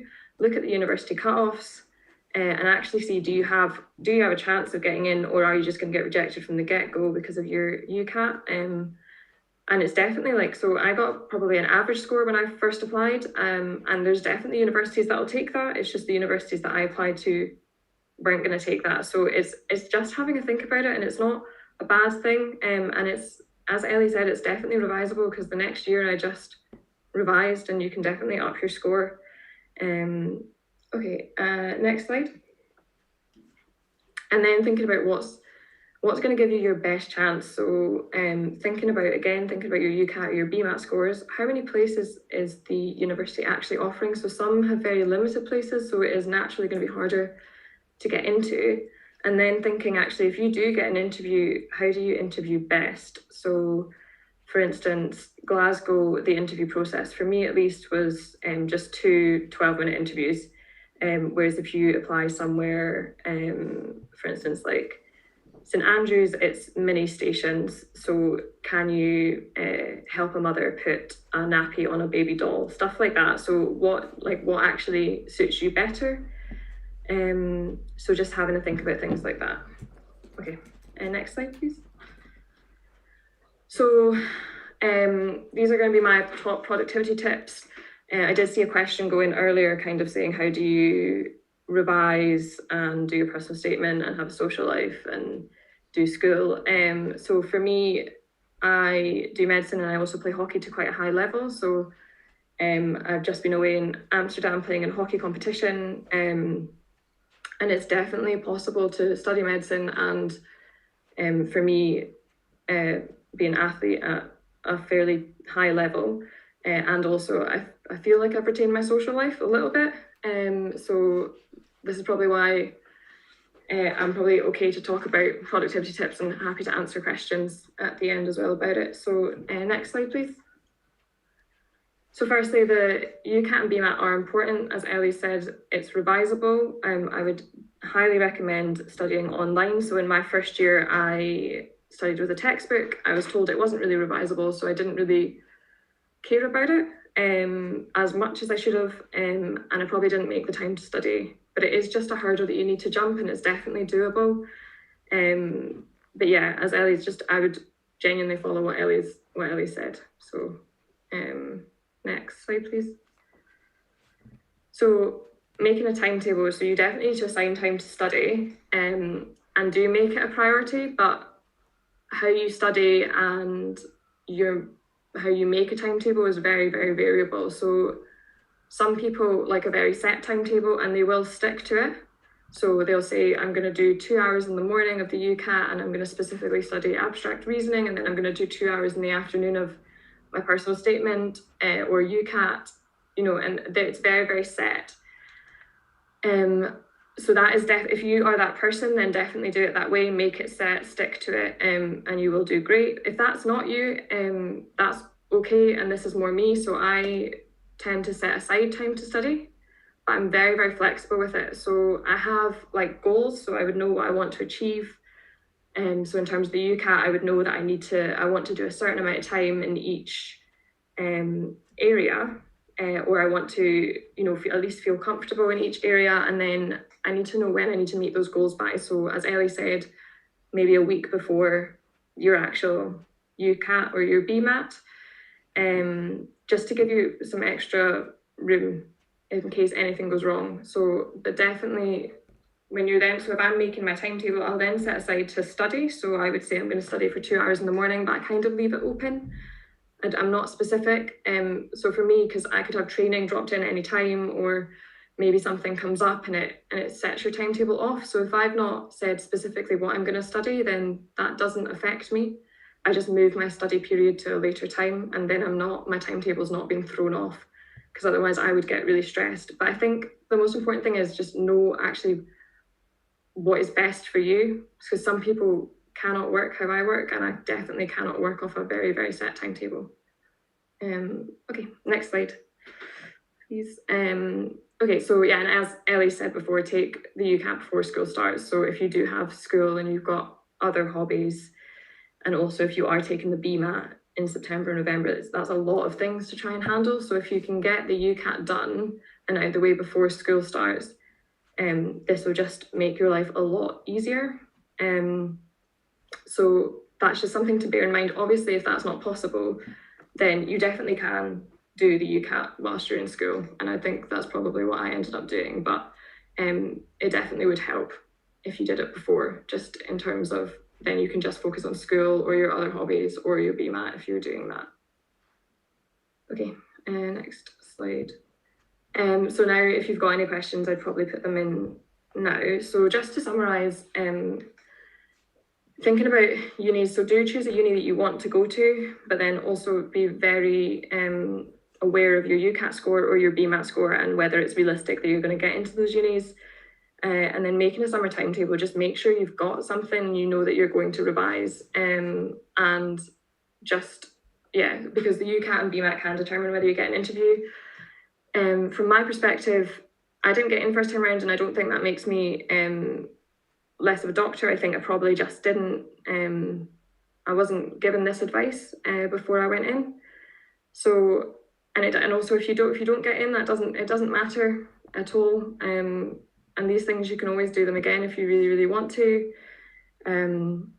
So yeah, and also what university you go to, I don't think makes a huge difference, other than whether you like the city or you like where you are, because you could be in the top percentile at a really prestigious uni, or you could be in the top percentile at any other uni, and ultimately when you're then applying to be a doctor, that doesn't make a difference what university you went to. It just makes a difference where you ended up, like in terms of in relation to your year at your university.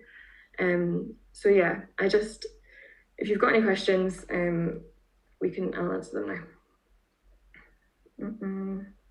How do you apply second time around if you don't? It's just the same process. So what I did is I put down a fifth choice. So I'd ended up going to Nottingham University for a year. And so when I didn't get in, so I ended up going to Nottingham and started a course in medical physiology and therapeutics. And at the same time as doing that, I just reapplied for medicine.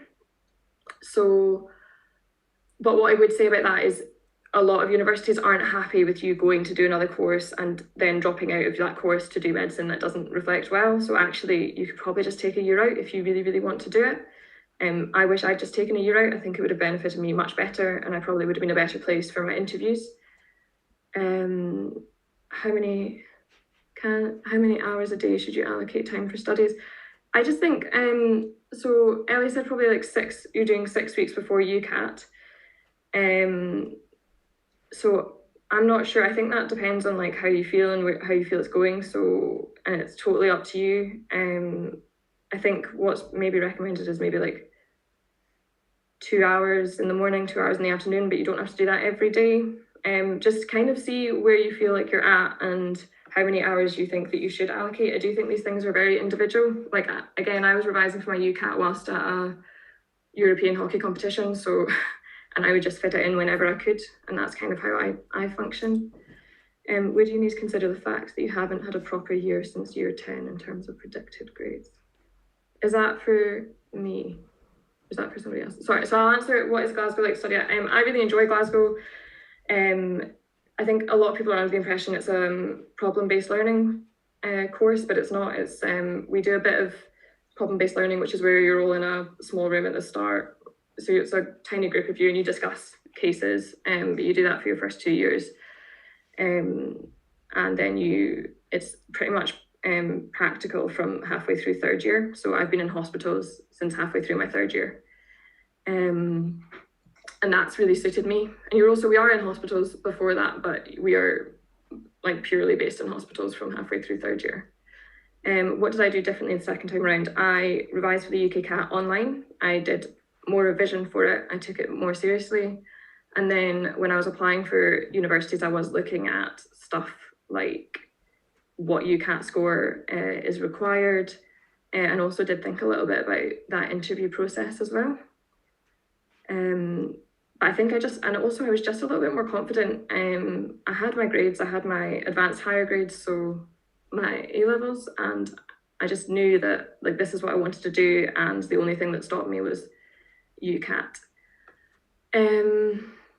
Should you take both Ucat and Bma? So I think that's completely up to you. So if you want to get into one of the 8 universities that requires Bma, then you're going to have to do Bma. I didn't. It wasn't an interest of mine. I just wanted to get into medicine, and for me, I do play a lot of hockey and I do a lot of other things, and I do want to maintain my social life. So, and I didn't have any desire to be at one of those 8 universities, so it wasn't on my radar.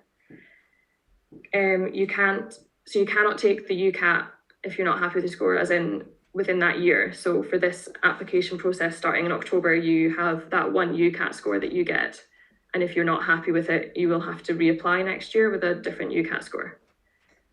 How did you manage your hockey coach's expectations, attending training of full-time and schoolwork? So I still do it to this day. I do make a timetable. So I write down, so for instance, right now I'll write down placement I need to be in, when I need to be there. I also coach hockey, so I have to write down when my coaching commitments are. And then I write down when my hockey commitments are. And my coaches, most of the time I have to see what my coaches want and go to the university or go to school and say, this is what I've got, is this possible? Most of the time, Glasgow Medical School have been amazing with me and said, yep, you can do all this. For instance, I missed 3 weeks of my paediatric placement to be in Amsterdam to play at the Europeans. And then I've come back and I will just have to make up that paediatric placement in my summer, which is fine by me. Sometimes you get told no, and it's just what your priority is. So in school, my chemistry teacher said, there's no way you can do this. And that almost for me was just a drive to do it. And I did. And it's just knowing your limits. And I think there was a question of, do I have a social life at uni? I do. Obviously not right now with COVID, but yeah, I do. And yeah, I definitely think all this is possible. But I think I don't know how many more questions I should be answering. I think that's enough for now. Thank you, Mackenzie. That was really, really helpful. And I think hearing about your personal experience of, the fact that you didn't get in first time, but then you didn't let that get you down and you reapplied and were successful the next year. I think that's a really inspiring story. And it just shows that when you do start, get your head down, that it is really possible to do. So thank you very much. I think everyone found that really useful. And for the people who didn't get their questions answered, again, just hold them. We'll try and answer as many in the Q&A session at the end.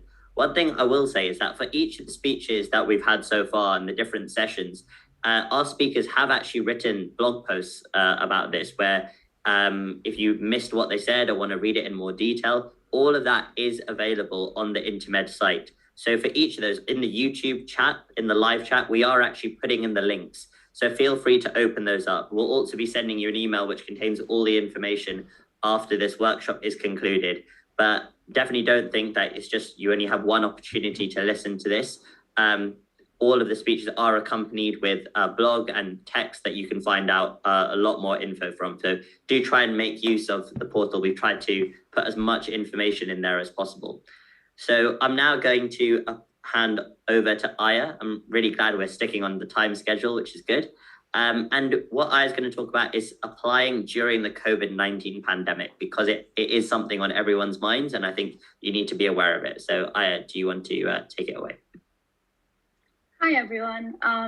My name is Aya Hamed, and like Ankit mentioned, I'll be talking to you about applying within the context of the COVID-19 pandemic.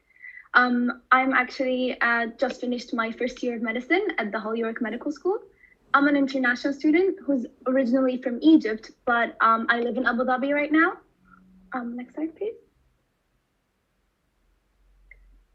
Perfect. So I just finished my first year of medical school, like I said, and my A-levels were in biology, chemistry, maths, and Arabic. And I did international A-levels, which are pretty similar to the A-levels you guys are doing right now. Next slide, please.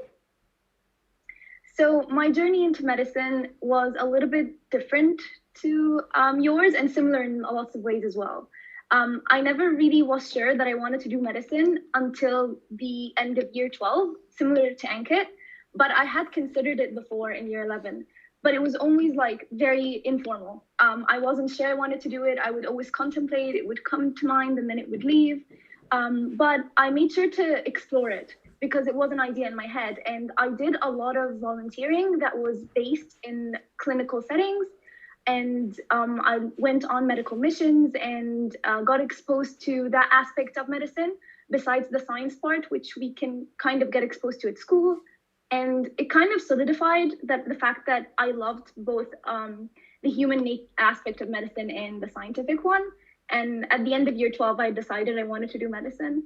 And then I had to look at my requirements and schoolwork and work on the Ucat in the summer of year 12 and chose my universities, and finally came to the UK for my interviews and chose my university. Next slide, please. So, of course, as you all know, there's so many aspects which we've covered in this amazing webinar so far, but I'll focus on a few of these aspects you need to consider when applying for medicine that might be different for you this year because you're applying for medicine in the COVID-19 pandemic. So we'll look a little bit about work experience, choosing your medical schools, a little bit about your interviews. And yeah, so next slide, please.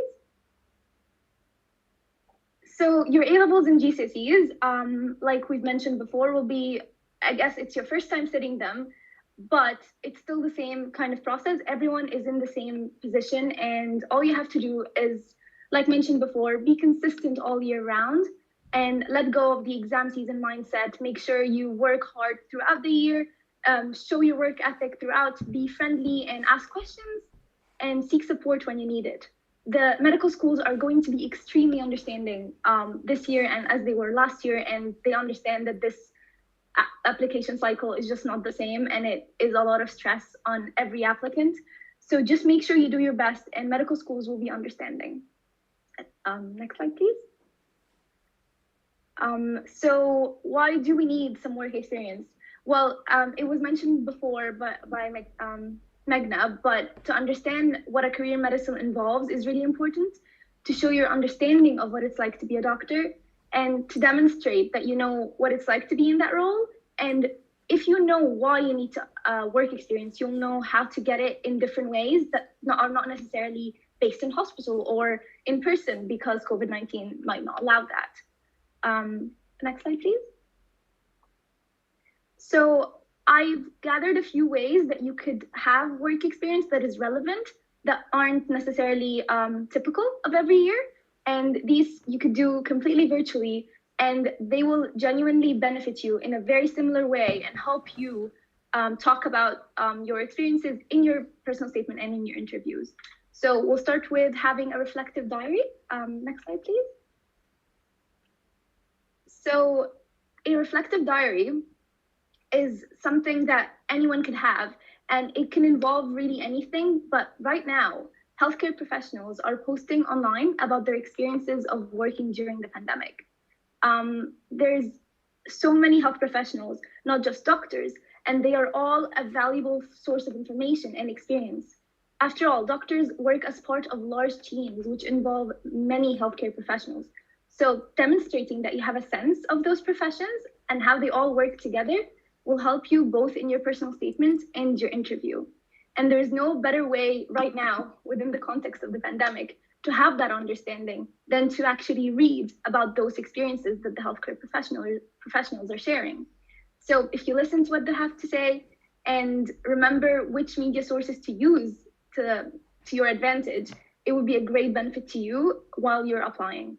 So there are some websites here that I've kind of gathered so that you can look at. For example, newspapers such as the Guardian's Science page and the Telegraph's Health page, the British Medical Journal's Open Access, have lots of information about the healthcare context and healthcare professionals' experiences. TED Talks can provide a really good insight to personal experiences of those professionals, and that can give you a much more in-depth kind of understanding of what it's like to be a doctor or any healthcare professional. Science or health-related content on Twitter, but I would take that with a pinch of salt. Just be careful what sources you use and make sure they're more reliable. Next slide, please. So now we can use, because of the pandemic, there's been so many more online resources that you can use to get more exposure to medicine without having to leave your home.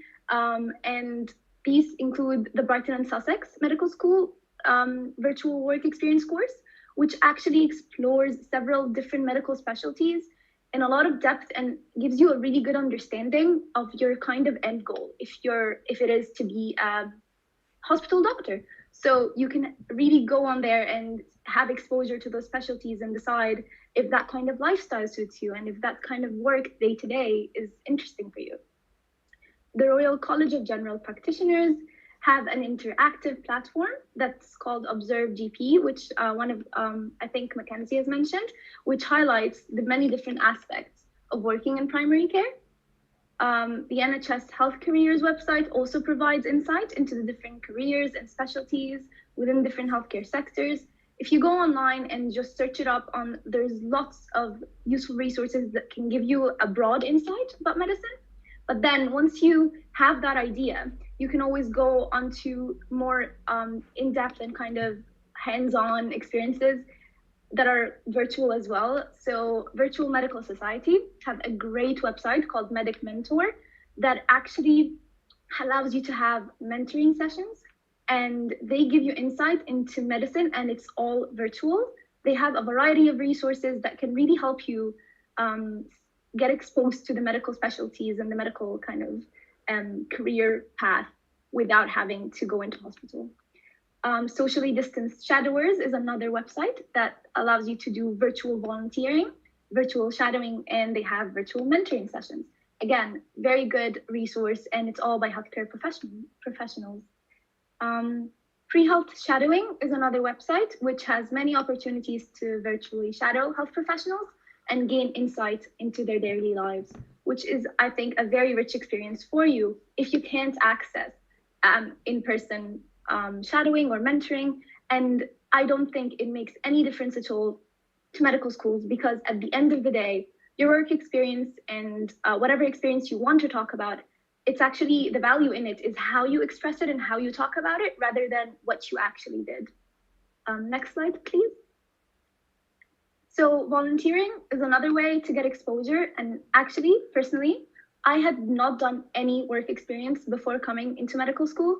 As an international student, the rules in Abu Dhabi are different, and I wasn't allowed into hospital. So I could not have any work experience within that kind of formal sense that is on the requirements page of medical schools. I just did volunteering and other things like leadership and extracurriculars, and I talked about those in my interviews and personal statement, and I got in to the medical schools that I applied to. So it's not about what you do and like the check boxes you tick.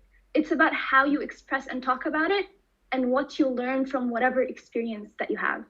So the volunteering opportunities that you can actually do are varied. They don't have to be particularly within the NHS or the healthcare sector. They could be in any caring or service role, any voluntary commitments to community groups, so groups related to the works of churches and mosques, or anything that kind of gets you involved in a community with people. Those can be done now, maybe after July, but you don't have to do this in person.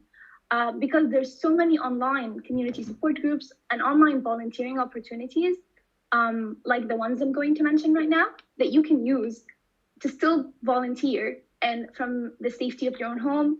And again, if you don't have access, it should never hinder you. So there's the Do It website, Nextdoor, the British Red Cross, and so many more that you can just go online and Google whatever opportunities that are of interest to you. Because at the end of the day, the volunteering or work experience that you do should really make you happy. It should be something that is of interest to you and aligns with what you want to do, as well as obviously medicine and how you want to explore that career path. Next slide, please. So your personal statement, which we're going to have a really good session on next, but it's a chance to stand out, and it's the same as every year. All you have to do is integrate the context of the pandemic into it and how you chose to overcome that and work around it with whatever virtual experiences that you chose to have. Next slide, please. Again, the Ucat and the Bma, which we've mentioned before, are quite similar to every year. So all you have to do is prepare, like Ellie had mentioned, and you should be fine. Next slide, please. So choosing your medical school can be a little bit intimidating if you can't really be there in person.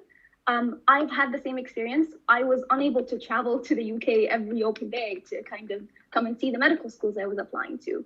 So what I had to do was just research, and that's how I based my decisions on. Besides what we've mentioned before about choosing smartly and according to what your grades and your scores and what you prefer in terms of teaching style, just looking at virtual open days, the social media accounts for the university, as well as student rooms, forums, and virtual tours can really help you get a sense of that place and realize and decide if you're going to be happy there. As long as you're happy in whichever medical school you choose, I think that's all that matters. Next slide, please. So for interviews, some of them are online. I'm not really sure what each medical school is doing right now, but if they are online, which I've had some online interviews for other universities that I applied to outside of the UK, it is the same experience. It's actually maybe less daunting, in my opinion, that when you're in the comfort of your own home doing the interview. But all you have to do is remember that it's the same preparation as every year. Everyone is in the same position as you, and no one is trying to trip you off. Everyone wants you to do the best you can. And if you show them your enthusiasm and passion for what you want to do, the admissions officers are going to see right through that and be happy to give you a place. Next slide, please. So these are some useful links and resources on the medical school's website for the UK. So they can give you a really good insight as well. And it's an incredible website you should go on for sure. And of course, our intimate page will have a lot of what we've talked about in much more depth, if you want to check that out as well. So the differences between medical schools, they've got a really good PDF for that to help you kind of get a sense of the differences between them without visiting. And there's a web PDF for contextual offers if you need to look at those, and a guidance on actually gaining work experience in the time of COVID-19. There is a whole PDF for that if you want to look at it in much more depth. And if you have any questions, please let me know.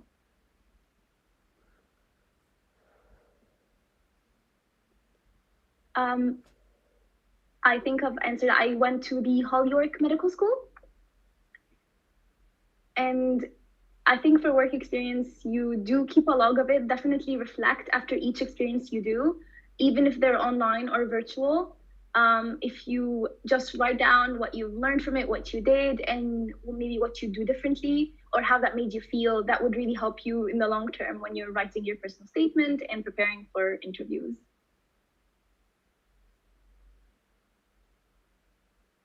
I have not done the BMAT, so I think that's a question for Ucat or Ellie. I think the PowerPoint, Ankit mentioned that every resource will be accessible for everyone later on, so for sure you can. I think it depends on what you want to do in terms of work experience and how frequently you should do it. It depends on how much access you have, but it's about the value of the work experience, not how much you do for sure. You don't have to go overboard as long as you gain from it the insight that you need. For my predicted grades, they were all A stars, and that's what I got for my final grades. And yes, you can access the PowerPoint. University social life is, my first year was during COVID, so I guess it's much less, but I think so far it's really good, and I'm sure you'll enjoy it. Medicine does not definitely stop you from having a social life, I don't think. Yes, international fees are much more. The Ucat and Bma questions, I don't think I can answer, but I don't think it matters if you do in-person work experience at all, if you don't, or volunteering, but do lots of virtual ones. I think it's completely okay. It's not about what kind of work experience you do. It's about the fact that you did something and made sure to gain the insight, because they will know if you have the insight through the way you talk about it. Does virtual work experience exclusively? I think it's completely okay as long as you reflect on it properly and are able to talk about what you did in a way that shows that you understand why you're doing medicine and what that entails. Because understanding why they want work experience is the key to kind of talking about it in the right way. My extracurriculars, I did a bit of volunteering and charity work. I did a lot of that. I did a lot of leadership, and so I was head girl. I did a bit of teaching, and on the side, I did a bit of everything. I was really interested in innovation, so I went on kind of innovation competitions within the community.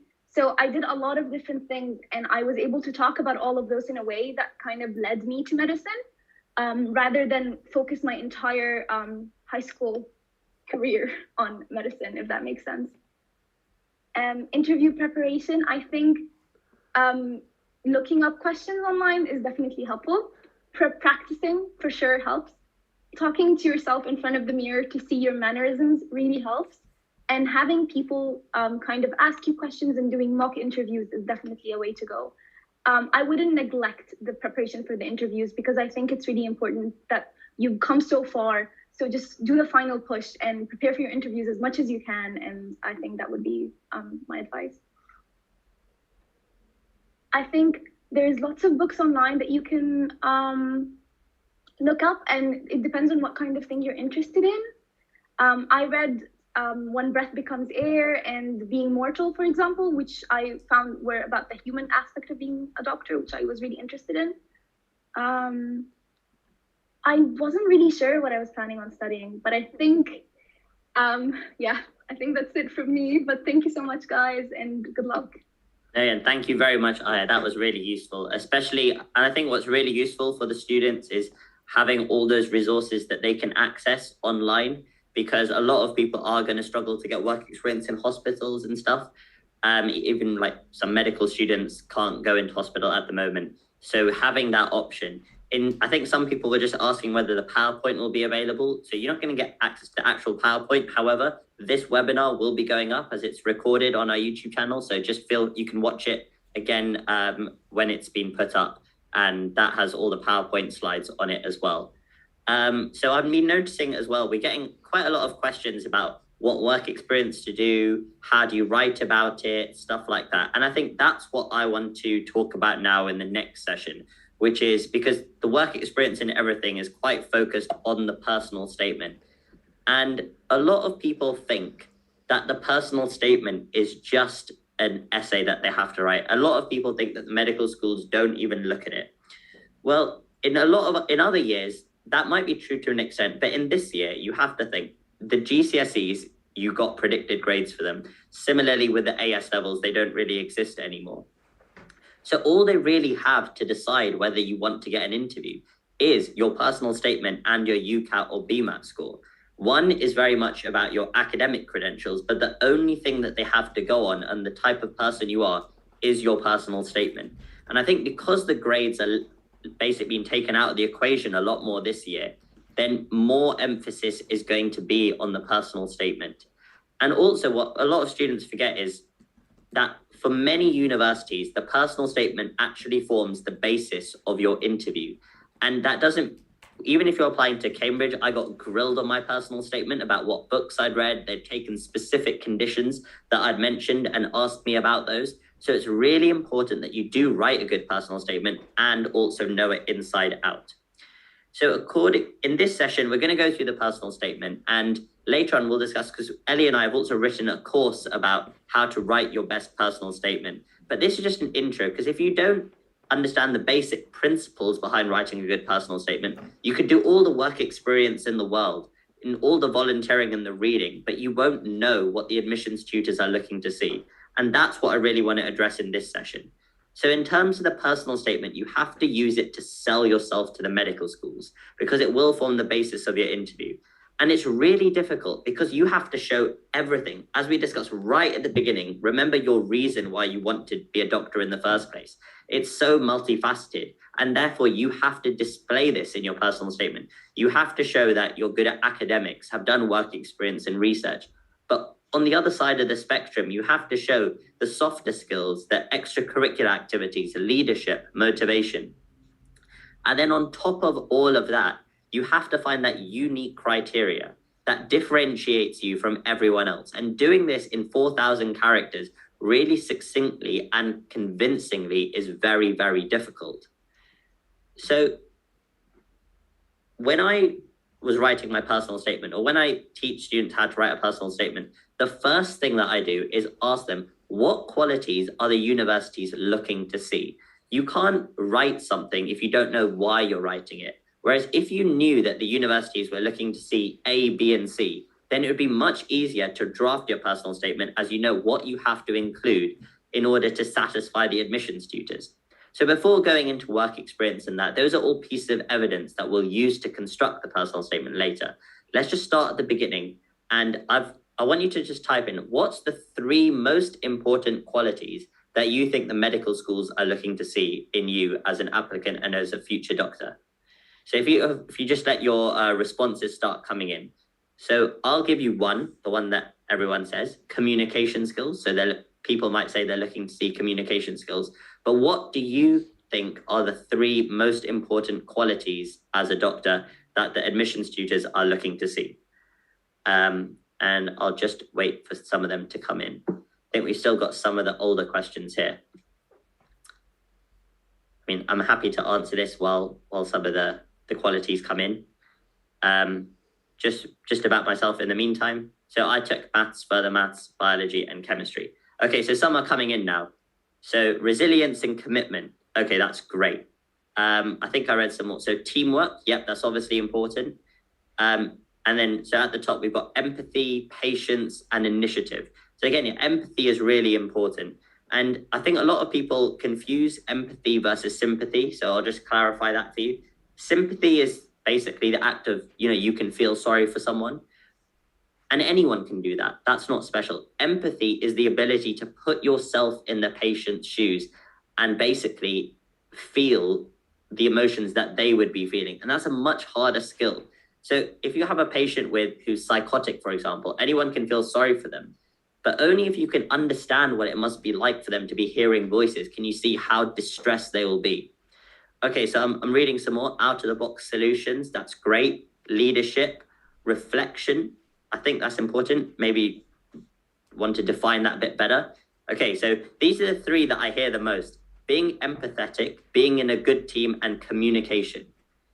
Again, diligence, empathy, and passion. So these are all right, and of course, hardworking. But I just want you to have a look at the pattern of all the traits and qualities that are coming in. We're seeing, if we did a poll, I guess we're seeing a lot of enthusiasm. We're seeing a lot of empathy. We're looking at a lot of commitment, motivation as well. All of these things that, yes, are very important for being a doctor. However, and like compassion, MDT, hardworking. However, this is the same when I ask all students about what the 3 most important qualities of a doctor are. They all come up with this same list, and it's not wrong, but there's one thing that people do overlook. So I'm going to say that I think there's one quality that's been overlooked. I've hardly seen it in any of your answers. So apart from this, can anyone think of the one main thing that you also have to display in your personal statement that the admissions tutors are really looking to see? Okay, passion. So passion will come the way you write the personal statement and your reason to study medicine. If there's any more. Okay, dealing with stress. Again, that is important, but I wouldn't say it's the number one thing. Teamwork, decision-making, empathy. These are all the similar style that we've heard before. I'll give you 10 more seconds to think of. So learning, I'm not really sure what that means.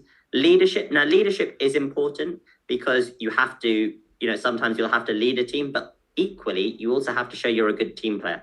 Honesty, I think this isn't something that's going to differentiate you. Honesty is the basic requirement for a doctor. If you are coming across as dishonest, your application is going to get thrown in the bin straight away. So I'd say honesty, that's a basic. It's not something. Okay, so I think the last one I saw was quite interesting, willing to learn and lifelong learning and curiosity. So I'm not sure what that means. I think the thing that many students forget is academic potential and intellectual curiosity. Yes, being a doctor is about being a nice person, empathetic and helping students. But if you can't, but at the end of the day, there is a reason why we have so many different admissions tests to get in. So I'm just going to go back to the previous slide so I can explain this. In terms of the qualities, you have to be good at communicating. You have to be empathetic. You have to be a good team player.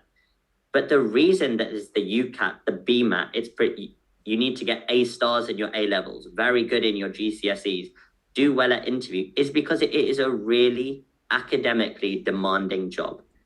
So I always say anyone can be a really nice person, but very few people can memorize 200-300 drugs.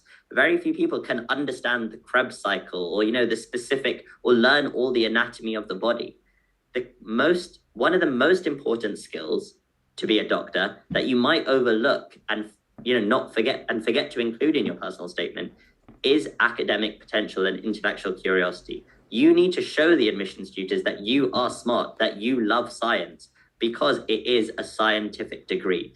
And if you understand that, then going back to this, you'll be able to understand the left side of the spectrum, because that's the place where a lot of students forget to include in their personal statement. They do a lot of work experience and volunteering, and that is really great. But in your work experience, you want to show how maybe you read up about a condition after, how you got interested in the science about that condition. And that, I'm not just saying that because I went to Oxbridge. I applied to a variety of medical schools and was successful in getting interviews and offers from all of them. And each of them told me how at interview, they were impressed that I was quite scientific, but I didn't come across as just as a science geek. I obviously balanced that with my extracurricular activities, empathy and volunteering. But not having a strong scientific background, you're forgetting what the essence of a medical career actually is. And there will be times at medical school where your friends are going out and you will have to learn the science because it's a vast amount of information. So in terms of the qualities, yes, this is the stuff that everyone's going to get: empathy, motivation, communication, honesty and integrity, the ability to work for others, hardworking, and being a nice person with good values of the NHS Constitution. That is crucial. But at the same time, you can't forget these key 3 things: problem solving, which is all about like critical thinking, analytical approach, and the key one, intellectual curiosity. Thing about doctors is that it is the doctors that come up with the surgeons come up with new surgeries to cure diseases, people in drug discovery and all of that you have to show that you're intellectually curious. And the other thing that will do is that this will provide a nice flow through your personal statement. If you are saying that you're intellectually curious, that's why you read a book. You didn't just do it to tick a box. You're showing it because you do love the science. And that will mainly show to the university that you are motivated and that this is a profession that you want to do. And of course, you have good communication skills. So I want you to treat these two tables almost like as a bit of a checklist. When coming to writing your personal statement, you have to tick off each one of these qualities. If you miss one of these qualities, automatically you're saying that you don't have one of the skills that's required to be a doctor, because it is so multifaceted. On the other hand, if you tick off every single one of these qualities and can show that you have got good problem solving skills, communication, and have done all of these, you are coming across as a very well-rounded individual. Now, don't worry if you haven't had the chance to make a note of all of these. They're all on the website. The videos are there as well, and we'll send you a link to the course as well, where you can find all of this. But the reason I like starting with this is because many people forget. I like doing everything in a very structured way. If you understand the principles of what the admissions tutors are looking to see, then you can tailor your personal statement to basically exactly what they want to read. Okay, so that's the first part. I think hopefully now you've understood the qualities that you have to demonstrate in your personal statement. But I guess the next question is, how do you go about doing this? I mean, if I was to write a personal statement and my opening line was, I want to be a doctor because I'm a very empathetic person, I've got great communication skills, and I love science, the admissions tutor is just not going to believe you. You can't just state that you are these different things and you've got all of these qualities. You have to show them. And that is why you do the different things like work experience, for example. All of these are pieces of evidence that you can use to demonstrate the qualities. So again, like work experience is not because, you just want to do it, you're just ticking a box. There is a reason, and this is the reason to demonstrate the qualities. But doing work experience is just one type of evidence that you can use to display the qualities to become a doctor. So again, let's have another brainstorm here. I want you to start writing in all the different types of evidence that you can use to demonstrate the list of qualities. And it would also help if when you're writing it down, you can also write which qualities it might show. And if you have any personal examples as well, just put them in.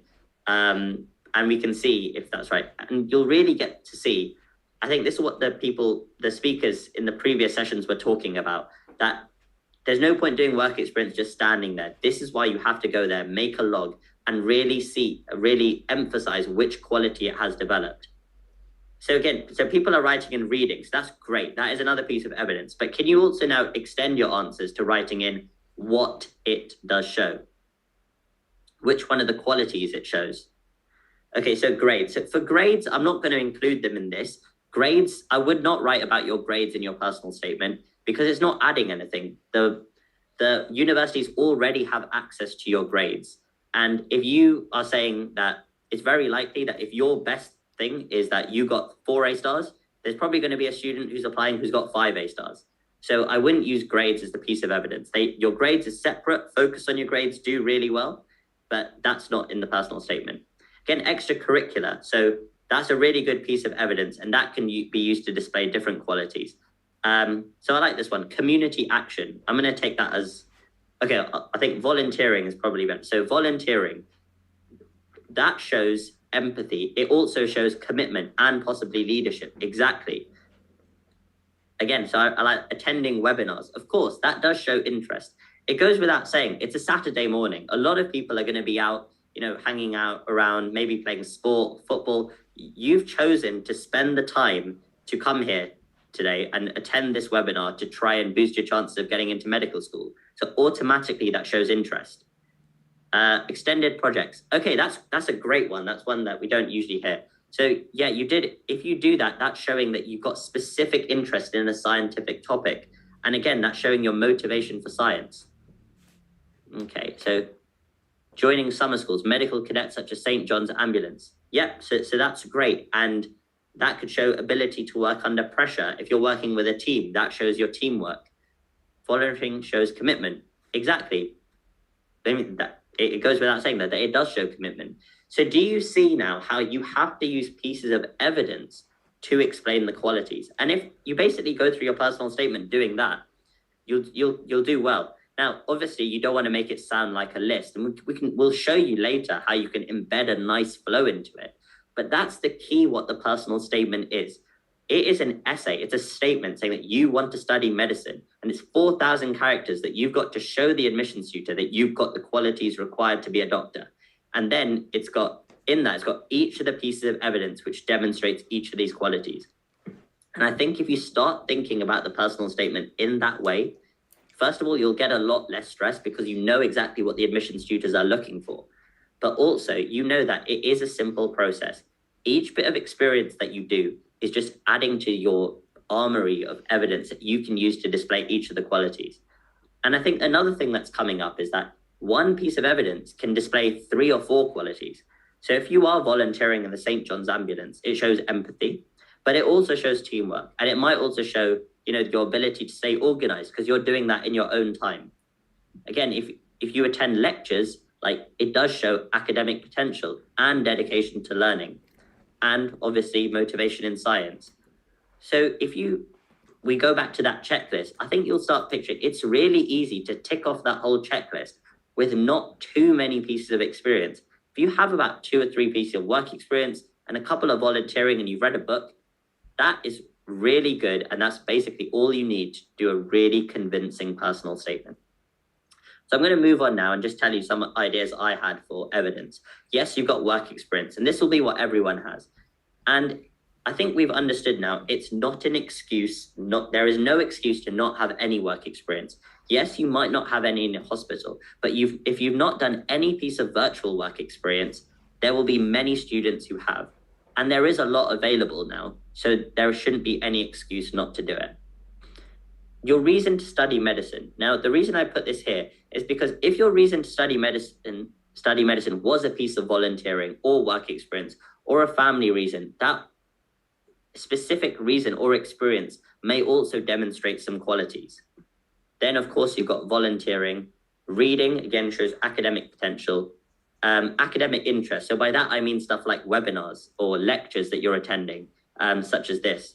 And finally, extracurricular activities. Don't think that playing football doesn't make you a good doctor. If you're playing football as a team, or you're the captain, that shows leadership, that shows teamwork as well. And it critically shows organization. We had a talk from Mackenzie. She plays hockey for Scotland and was at the European Championships. And her medical school is very proud of her for doing that because it shows how she can organize her time. And that's something you're going to have to do as a doctor as well. Okay, so I think the next thing that we're going to do is how you can take your personal statement to the next level. We've got the list of qualities. We've also got 6 ways of describing them with evidence. However, there are some ways you can basically better pieces of evidence that you can use to really excel and stand out from the competition. And I think these are important because not many students will be doing these. And if you are able to do them, you're really going to come across as excellent students. So the first is research. I think a lot of students get scared of research or don't understand what it is or the significance. I mean, in medicine, research is so important. Every single medicine that's ever existed is because of research. The vaccines that have come out for COVID are because of years of research. And so research is a key thing of healthcare and the medicine profession. And I don't mean you have to discover the next drug. All you have to do, research, is taking information, collating it, and then coming up with your own idea. So that could be an EPQ, for example. So I did my EPQ in chess, where I saw if there was a link between intelligence, measured by IQ, and chess ability. And it was really simple. I just called 8 of my friends. I did a chess tournament and ranked them 1 to 8. And then I gave them an IQ test. And I just drew up a very simple correlation and came up with a conclusion. Was my conclusion right? Of course not. There were so many faults in my design, and there were only 8 students. And the test that I was using was so junior. However, I did it in my own time, and I collected information, and I came up with a hypothesis. And that's all you have to do at your level. You could, for example, do some research about hand washing techniques and present that in your class as a poster. That will still count. Travel. Usually I talk about travel. That's going to be a lot harder this year. Maybe stuff opens up. But if you are able to do some work experience in a different country, I think that's quite amazing, because what that does is that it shows you can compare the NHS healthcare system to in a different country. So I did some work experience in India, and I think it's amazing because they have a very different healthcare system there. Most of it is privatized. And only by doing that do you really get to understand the differences between that and the NHS and some of the key qualities that the NHS has. You'll really be able to appreciate that free healthcare is a privilege. It's not a right seen in many parts of the world, and how amazing that can be. Again, knowledge of the NHS. When you're applying for a job, you want to know what the job entails. So you do need to show that you are knowledgeable. So if you have worked in any management positions of the NHS or have an idea about how the services are provided, that's really good because it shows you have inside knowledge. And the final thing is being able to link together your work experience, your reading, and your academics. If you read a book, if you see a surgery about, let's say, a hip fracture, read a book about psychosis, and then attend an academic talk about something completely different like diabetes, that's good. But imagine how much stronger it would be if you saw surgery about hip fracture, did some reading about, different types of hip fractures, and then went and saw a lecture by a leading orthopedic surgeon. If you link all of those, it shows that naturally it's a journey. One experience led on to the other. And that's the way to provide flow in your personal statement, that you're not just doing it to tick a box, you're doing it because you're genuinely interested. And it is like a journey. You saw one thing and then you got more interested and wanted to find out more information and then ended up with this. And along that, you learn all the different qualities.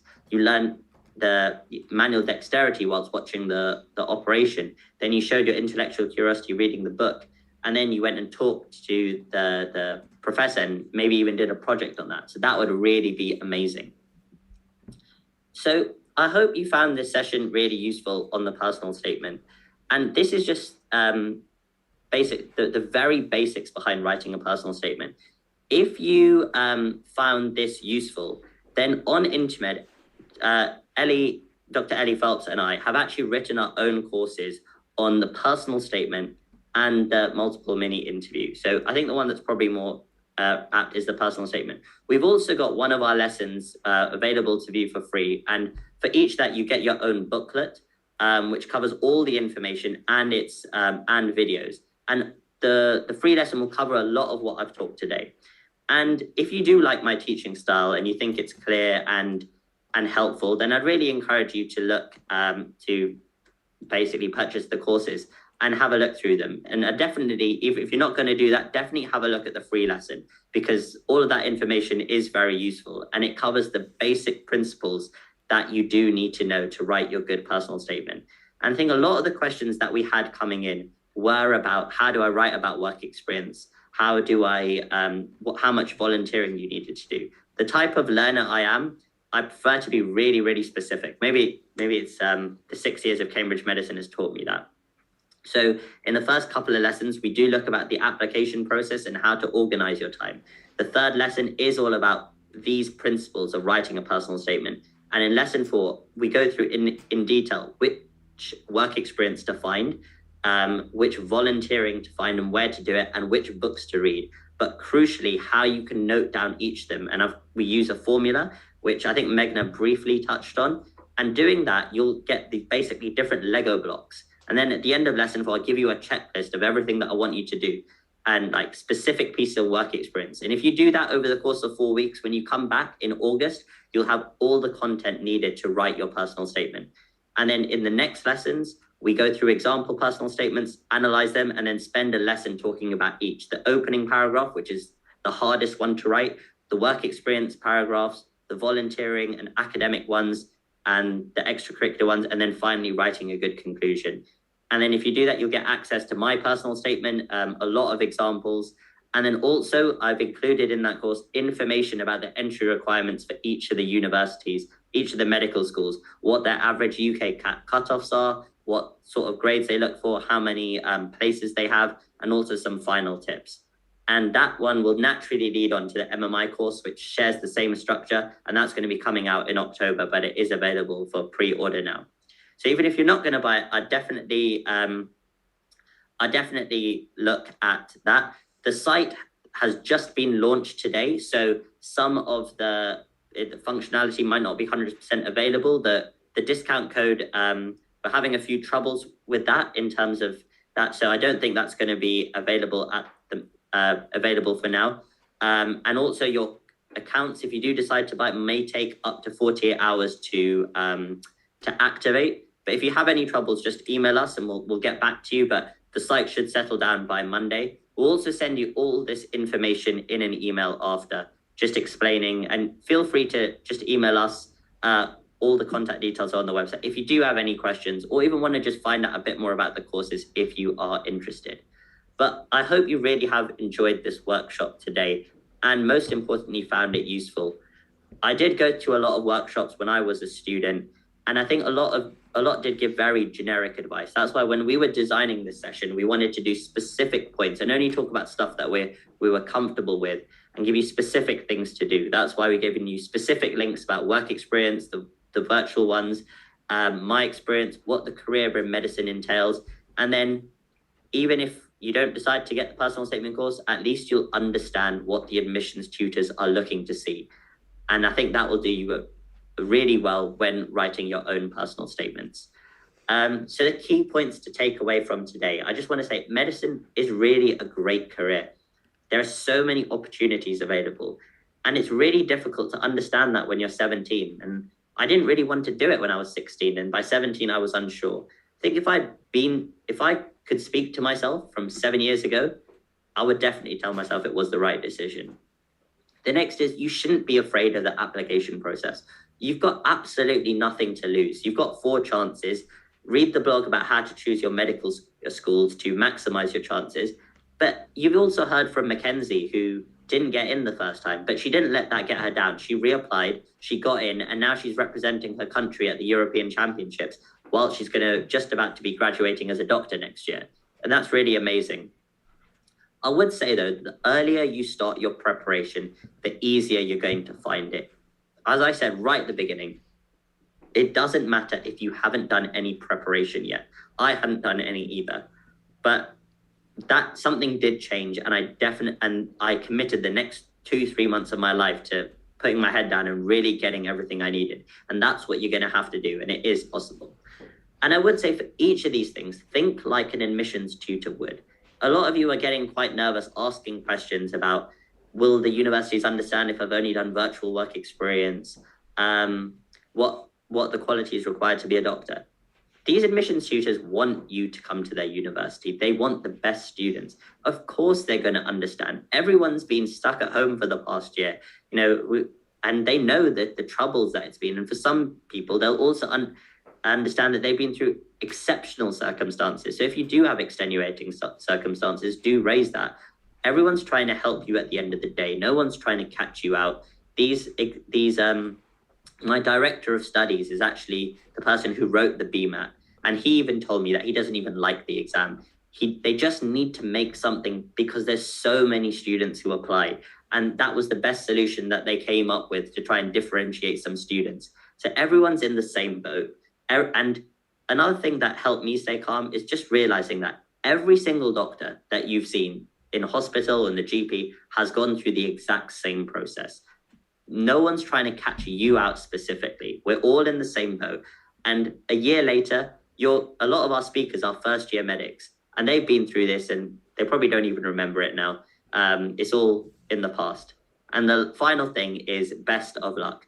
Do message us if you need any help. Get in touch with us if you have any queries about the courses on the portal, and do make sure to explore our portal. We at Intermed is an online portal which hosts courses and advice and cases from we're trying to pick the best medical resources. If you type in on Google, there might be so much that comes up. So we've been through them and tried to pick the best ones that we think are there for you. So do make sure to spend some time on the site. We've put a lot of effort into it, and it's just gone live today. And so we hope you enjoy it as well. So I'm going to open it up to any questions now, and just keep them coming in. I was going to ask if Paul wants to take some questions first, if he's still there. So I think the first 5 minutes you can ask Paul, who's a teacher, and then Ellie and I will take your questions after. Paul, do you want to? Yeah. Ankit, can I say a bit about EPQ as well, which got mentioned? A few of my students say, you know, should I do an EPQ? It's a tricky one because I've worked with students doing EPQ and I've marked EPQs, and what I like about them is the research that people do. I think that's brilliant. And Ankit, you've talked about that. I think that's fab. But writing them up is such an onerous thing to do. So what I've kind of said to my students is, kind of do the EPQ, but don't. I mean, do the research, produce the leaflet, produce the poster, but don't complete the EPQ. Certainly where I am, all needs to be handed in sort of December of year 13. And that's when all the interviews are going on. And it's just such a distraction. So think carefully about an EPQ. Do the research, but maybe you don't have to write the thing up. And med schools certainly don't require it. Just looking at, do you need specific volunteering? Yeah, some of these questions I'm not really okay to answer. If you're on year 11, anything to help for A levels, I think for year 11, you've just got to demonstrate you can do the A levels that you want to do. So get the best possible grades you can in year 11 to enable you to do A level. I mean, basically, depends on the school. Where I am, if you've got 6s in science, then you're fine. If some schools, they might need 7 or 8 in sciences to do A level. But certainly if we get kids with 6 at GCSE science, they can get high grades at A level with us. Just having a look here. About writing your personal statement. I mean, one of my students sent me her personal statement this week, actually, to start the checking process. So the sooner you can start it, the better. Most people seem to wait until September and then panic. Certainly for us, what we do at Long Road is we've got some friendly medical students in Southampton University Med School. And once we've had a good look through them, we send them off to the students and they comment for us. And then it's all ready to go. So give it plenty of time, but you do need people to look at it. But what I said before, people who know about these things, it might be your personal tutor or your biology teacher is very enthusiastically wanting to help you. But if they don't understand the medical sort of application process, they might give you duff information. I know in one state school near where I live, a biology teacher did give sort of a practice medical interview, and it was totally inappropriate. It was wholly inappropriate. They'd not done medicine, they didn't understand the process. And although they were trying to help, it didn't help at all. You need to talk to people who know about these things, like Ankit and Ellie. They know what they're talking about. And those are the people you should be picking their brains. What if teachers and tutors don't communicate at your school? Yeah. What you're saying is, what if people don't do their job properly? It's tricky. So you've got to be the conduit between them. So, if your teachers have written references for you and your tutor's got those references, presumably the tutor could show them to you. And if you can say to the tutor, there's nothing here saying I'm the best achieving kid in the year group, is there any chance that can be added? I think that's a conversation you can have. So I would definitely do that. A 4th A level, where I am, the college I'm in, we don't let people do 4 A levels unless they are like a brilliant mathematician and it's further maths. They're a brilliant musician and it's not a problem. Or their first language isn't English, so they're going to do Arabic or something. That's fine. The reason we steer people away from 4 is it's what I think Ellie said earlier, Ankit said earlier. You're better getting 3 A's or A stars than 4 where you've got, say, 2 A's and 2 B's. That's no use to anyone. So some schools might let you do 4 subjects. I know students who have started doing 4 subjects and nearly all of them have dropped one of them by Christmas because you're doing 33% more work than everybody else and you're trying to get the highest grades in them. So I would steer clear of 4 unless, I mean, for us, if your GCSEs are all 8s and 9s, we'll let you do 4. It's not necessarily the right thing, but we'll let you do 4. But I wouldn't, otherwise I'd stick with the 3. Pure in year 11, is there anything you can do now? Just do the best you can, but why not start reading some stuff? I mean, there's some people have asked about books. I mean, maybe Ankit and Ellie can start putting a list of books that we'd recommend on the website, but there's some very popular medical books that have been written that probably your mum and dad have read as well. That's okay in year 11. Read that sort of stuff to give you some insight. But when you get into year 12, you need to be reading stuff a little bit more deep, maybe. If I give an example, I read on a personal statement for a student applying to do history at university, and they said, oh yeah, I've read some books on history, horrible histories. And I just thought, that's not appropriate for a degree application to history. You know, you need to have read something a bit deeper than horrible histories. So, you know, find some books in year 11 which are kind of entry level books, the popular ones. But then once you're in year 12, start going a bit deeper. And why not go onto Google Scholar and find some papers, some actually academic papers? They're not easy to read, but you can just dip in and out of them for sure. So that would be my advice. Just start doing some background reading now. I think that's probably it, Anket. Obviously, I'm happy to answer more questions if anybody's got any particular ones, but I think those are the main ones that are coming through. That's me, actually. That's great. Thank you so much, Paul. Thanks, Ellie. I'll just start my video. So if people have any more questions regarding anything else in the application process, then I'm happy to answer them, and Ankit will be here in a moment as well to answer some of your questions too. So just keep them coming through the chat. How does the Ucat scoring work? What is considered a good score? So again, you get a raw score for each of your subsections, and then that score is converted onto a scale. So it takes all the scores that were achieved by people in that in your cohort. And 900 will be allocated to the person who gets the best score, all the way down to 300. So that's how the scoring works. What's considered a good score? So I think on the slides we said the average was 620 or 630 last year, but the cutoff for that for St George's was 650. So I think I would say aim for above 650, aim for 700. But obviously, the more you can get it up, the more you can be confident that it's not going to hinder you at any point. If I took the Ucat this year, to gap year with the Ucat, I'm pretty sure that wouldn't be the case. I think you have to take it in the year that you're applying. So you would have to repeat. But you can get into your university, and then some universities will allow you to defer. But then you would have to go all the way through the process. Is the Bma easier than the Ucat? So they're very different, I would say. The Bma is a lot more knowledge, testing your knowledge, and you have to write an essay. And the Ucat is a lot more abstract in what it's testing. So some people might find the Bma easier from that perspective. Personally, myself, I remember a lot of the knowledge in the Bma was pitched at English schools, and I had problems with that because I was coming from a Scottish school and my syllabus was different. So that was a challenge for me.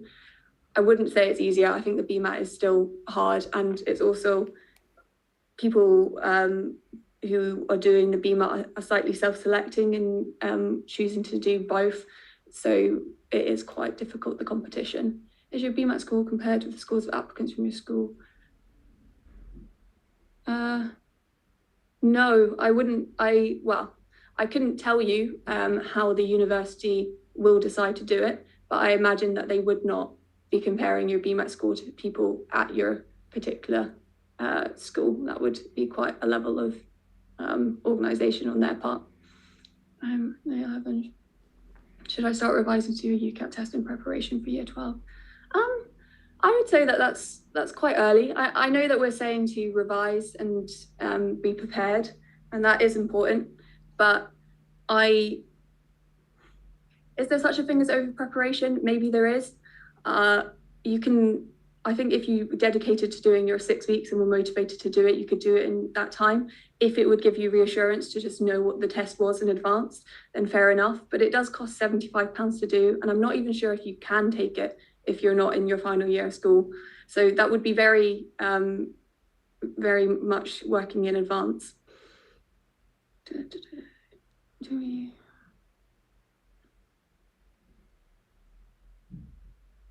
Another question for Paul. I currently just left. Again, when would you need to start taking the Ucat? I said that I took it in August, and again, it was just the summer before that I was revising for it. I did think about it before and start to read the information on it, because that takes some time to do.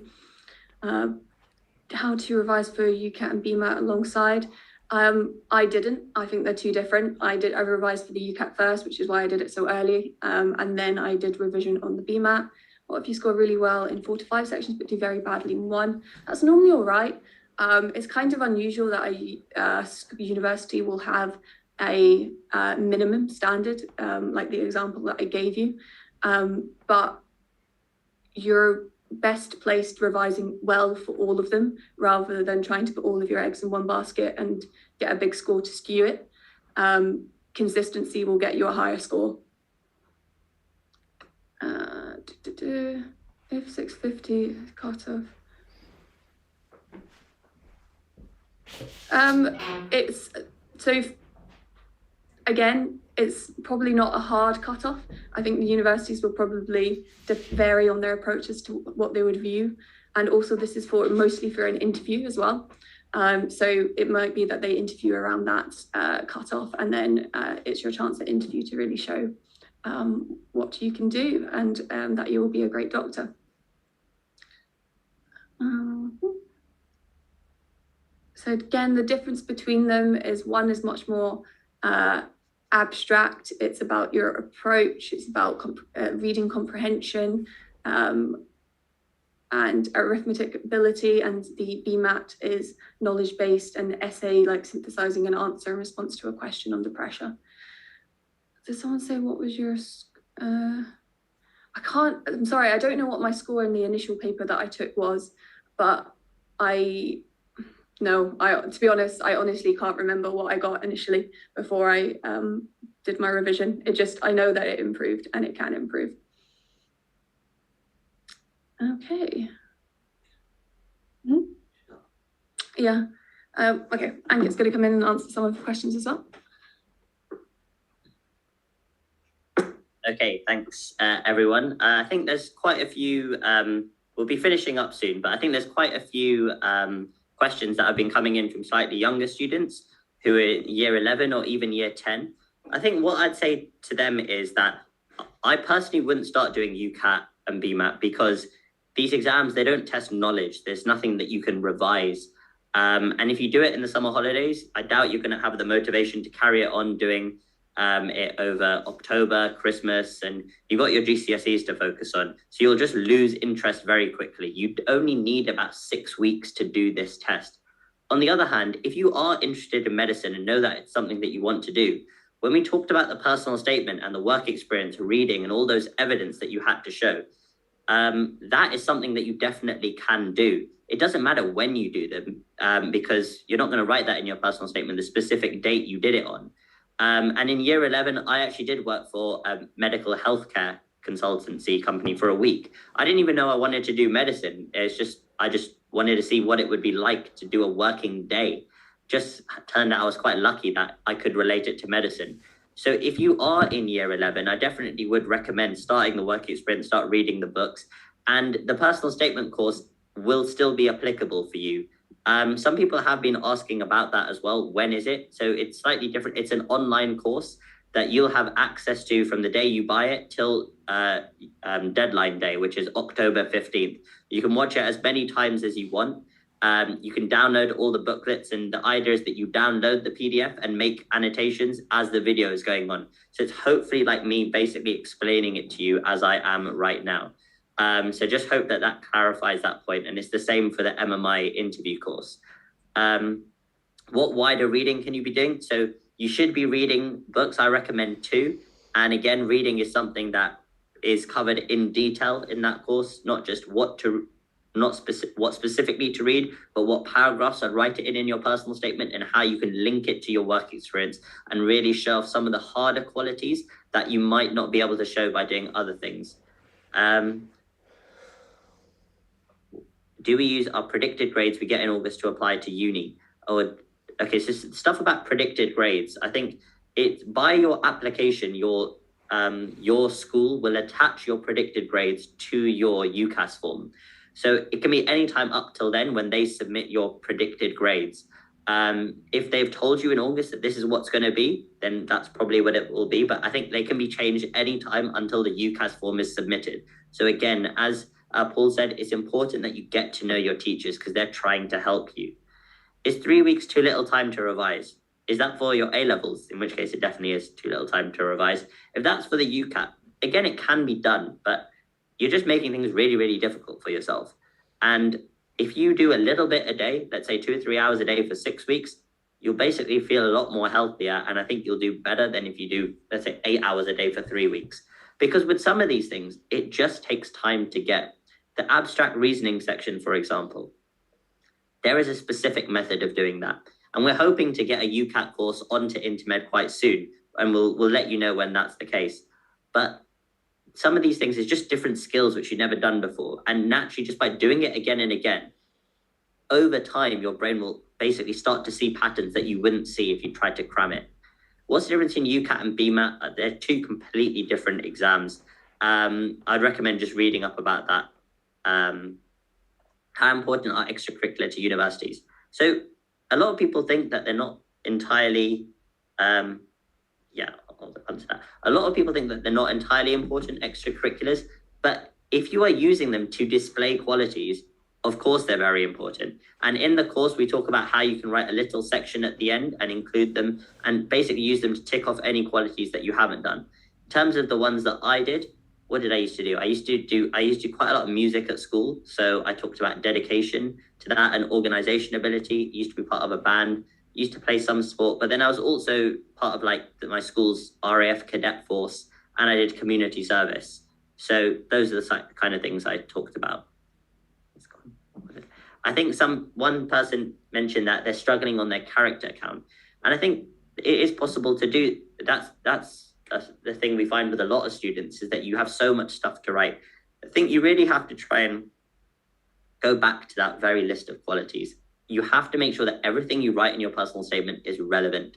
If it's ticking those off, then it's good. If it's just ambiguous info that not really helping anyone, then that is, just get rid of it basically. And again, that's something that we do cover in the course. I apologize if I'm promoting the course too much, but Ellie and I really have put a lot of effort into it. And the first time we actually taught it was at Long Road Sixth Form, who's hosting this webinar today. So clearly they liked it. And again, if you do have any questions about that, just do it. It's just because we're so passionate about this course that we made ourselves. So we're encouraging you to check it out. My favorite part of medicine, I think for me, it's the variety that medicine has.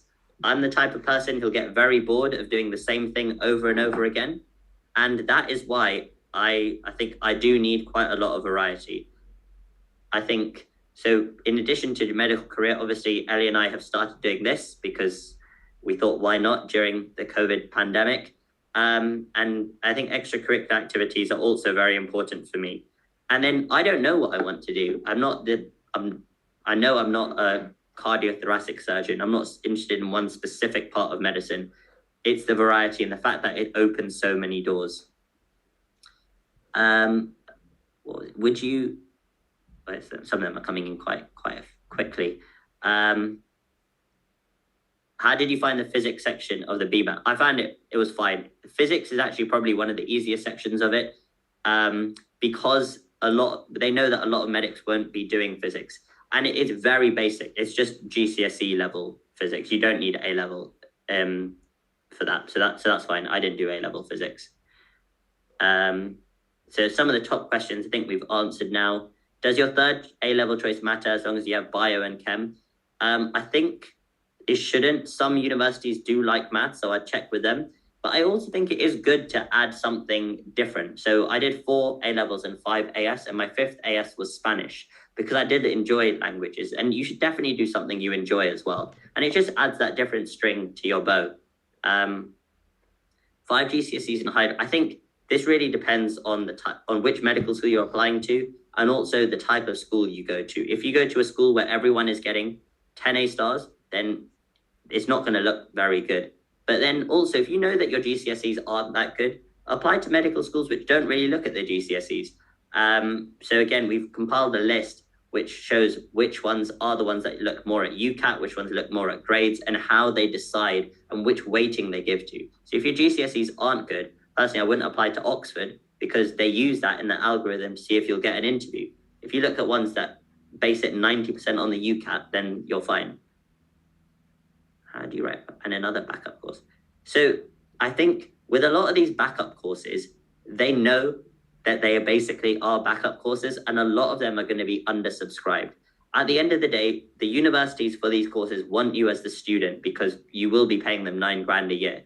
So even though, and they're not as competitive to get in. So I wouldn't try and balance your personal statement to cover the fifth choice.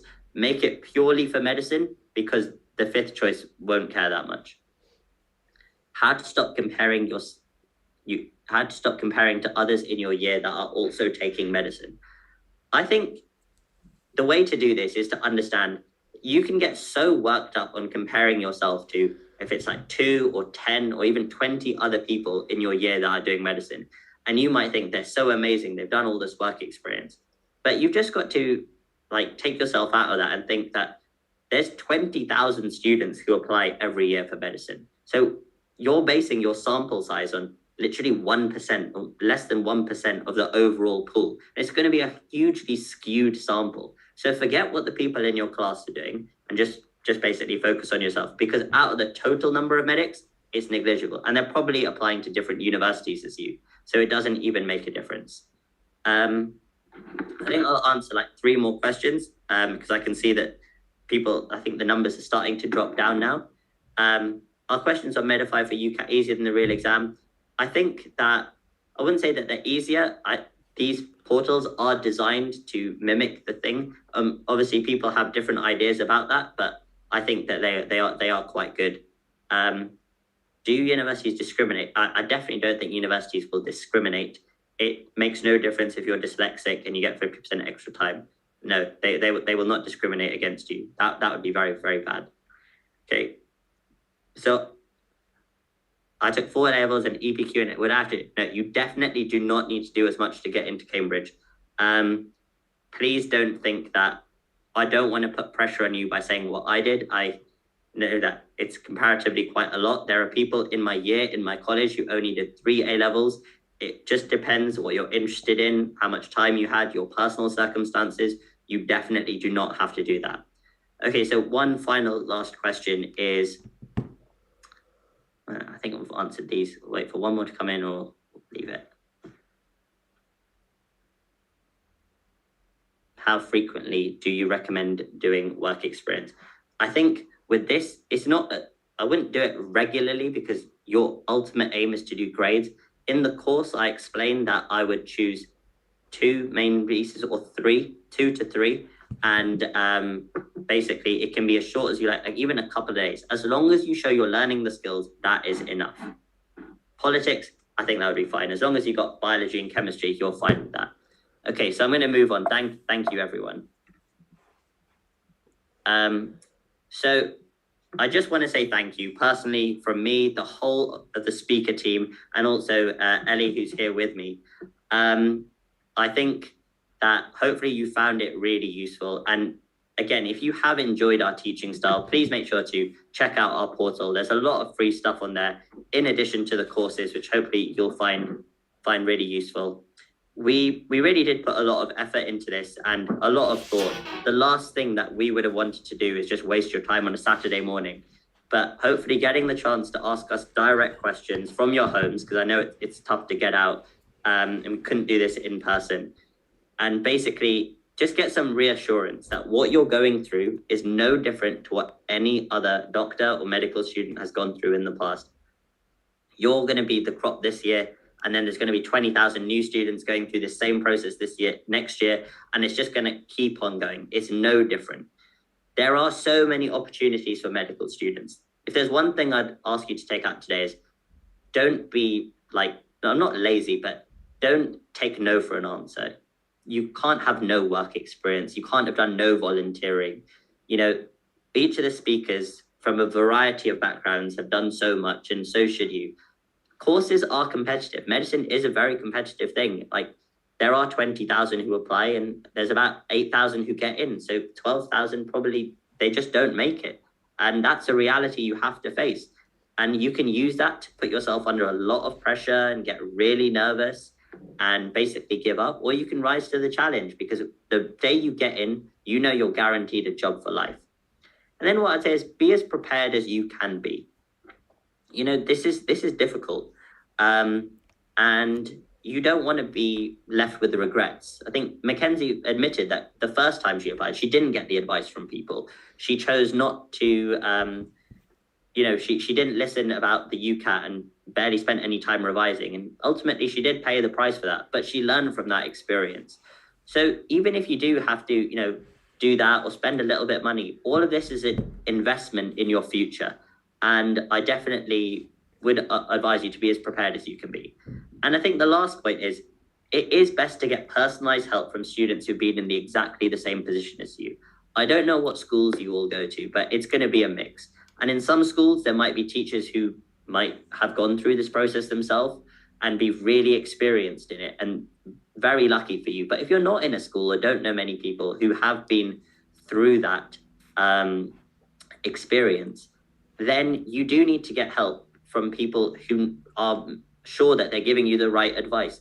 I think Paul did speak about that. He had a student who written a great personal statement and it was marked as wrong by his tutor who knew nothing about medicine. So do get help. And if you don't have anyone else, then all of the team of Intermed are either current medical students or recent graduates. And we remember the application process because it was exactly the same as you went through. And again, when designing our courses, we didn't want to just, copy what's on the Ucat website or the personal statement website.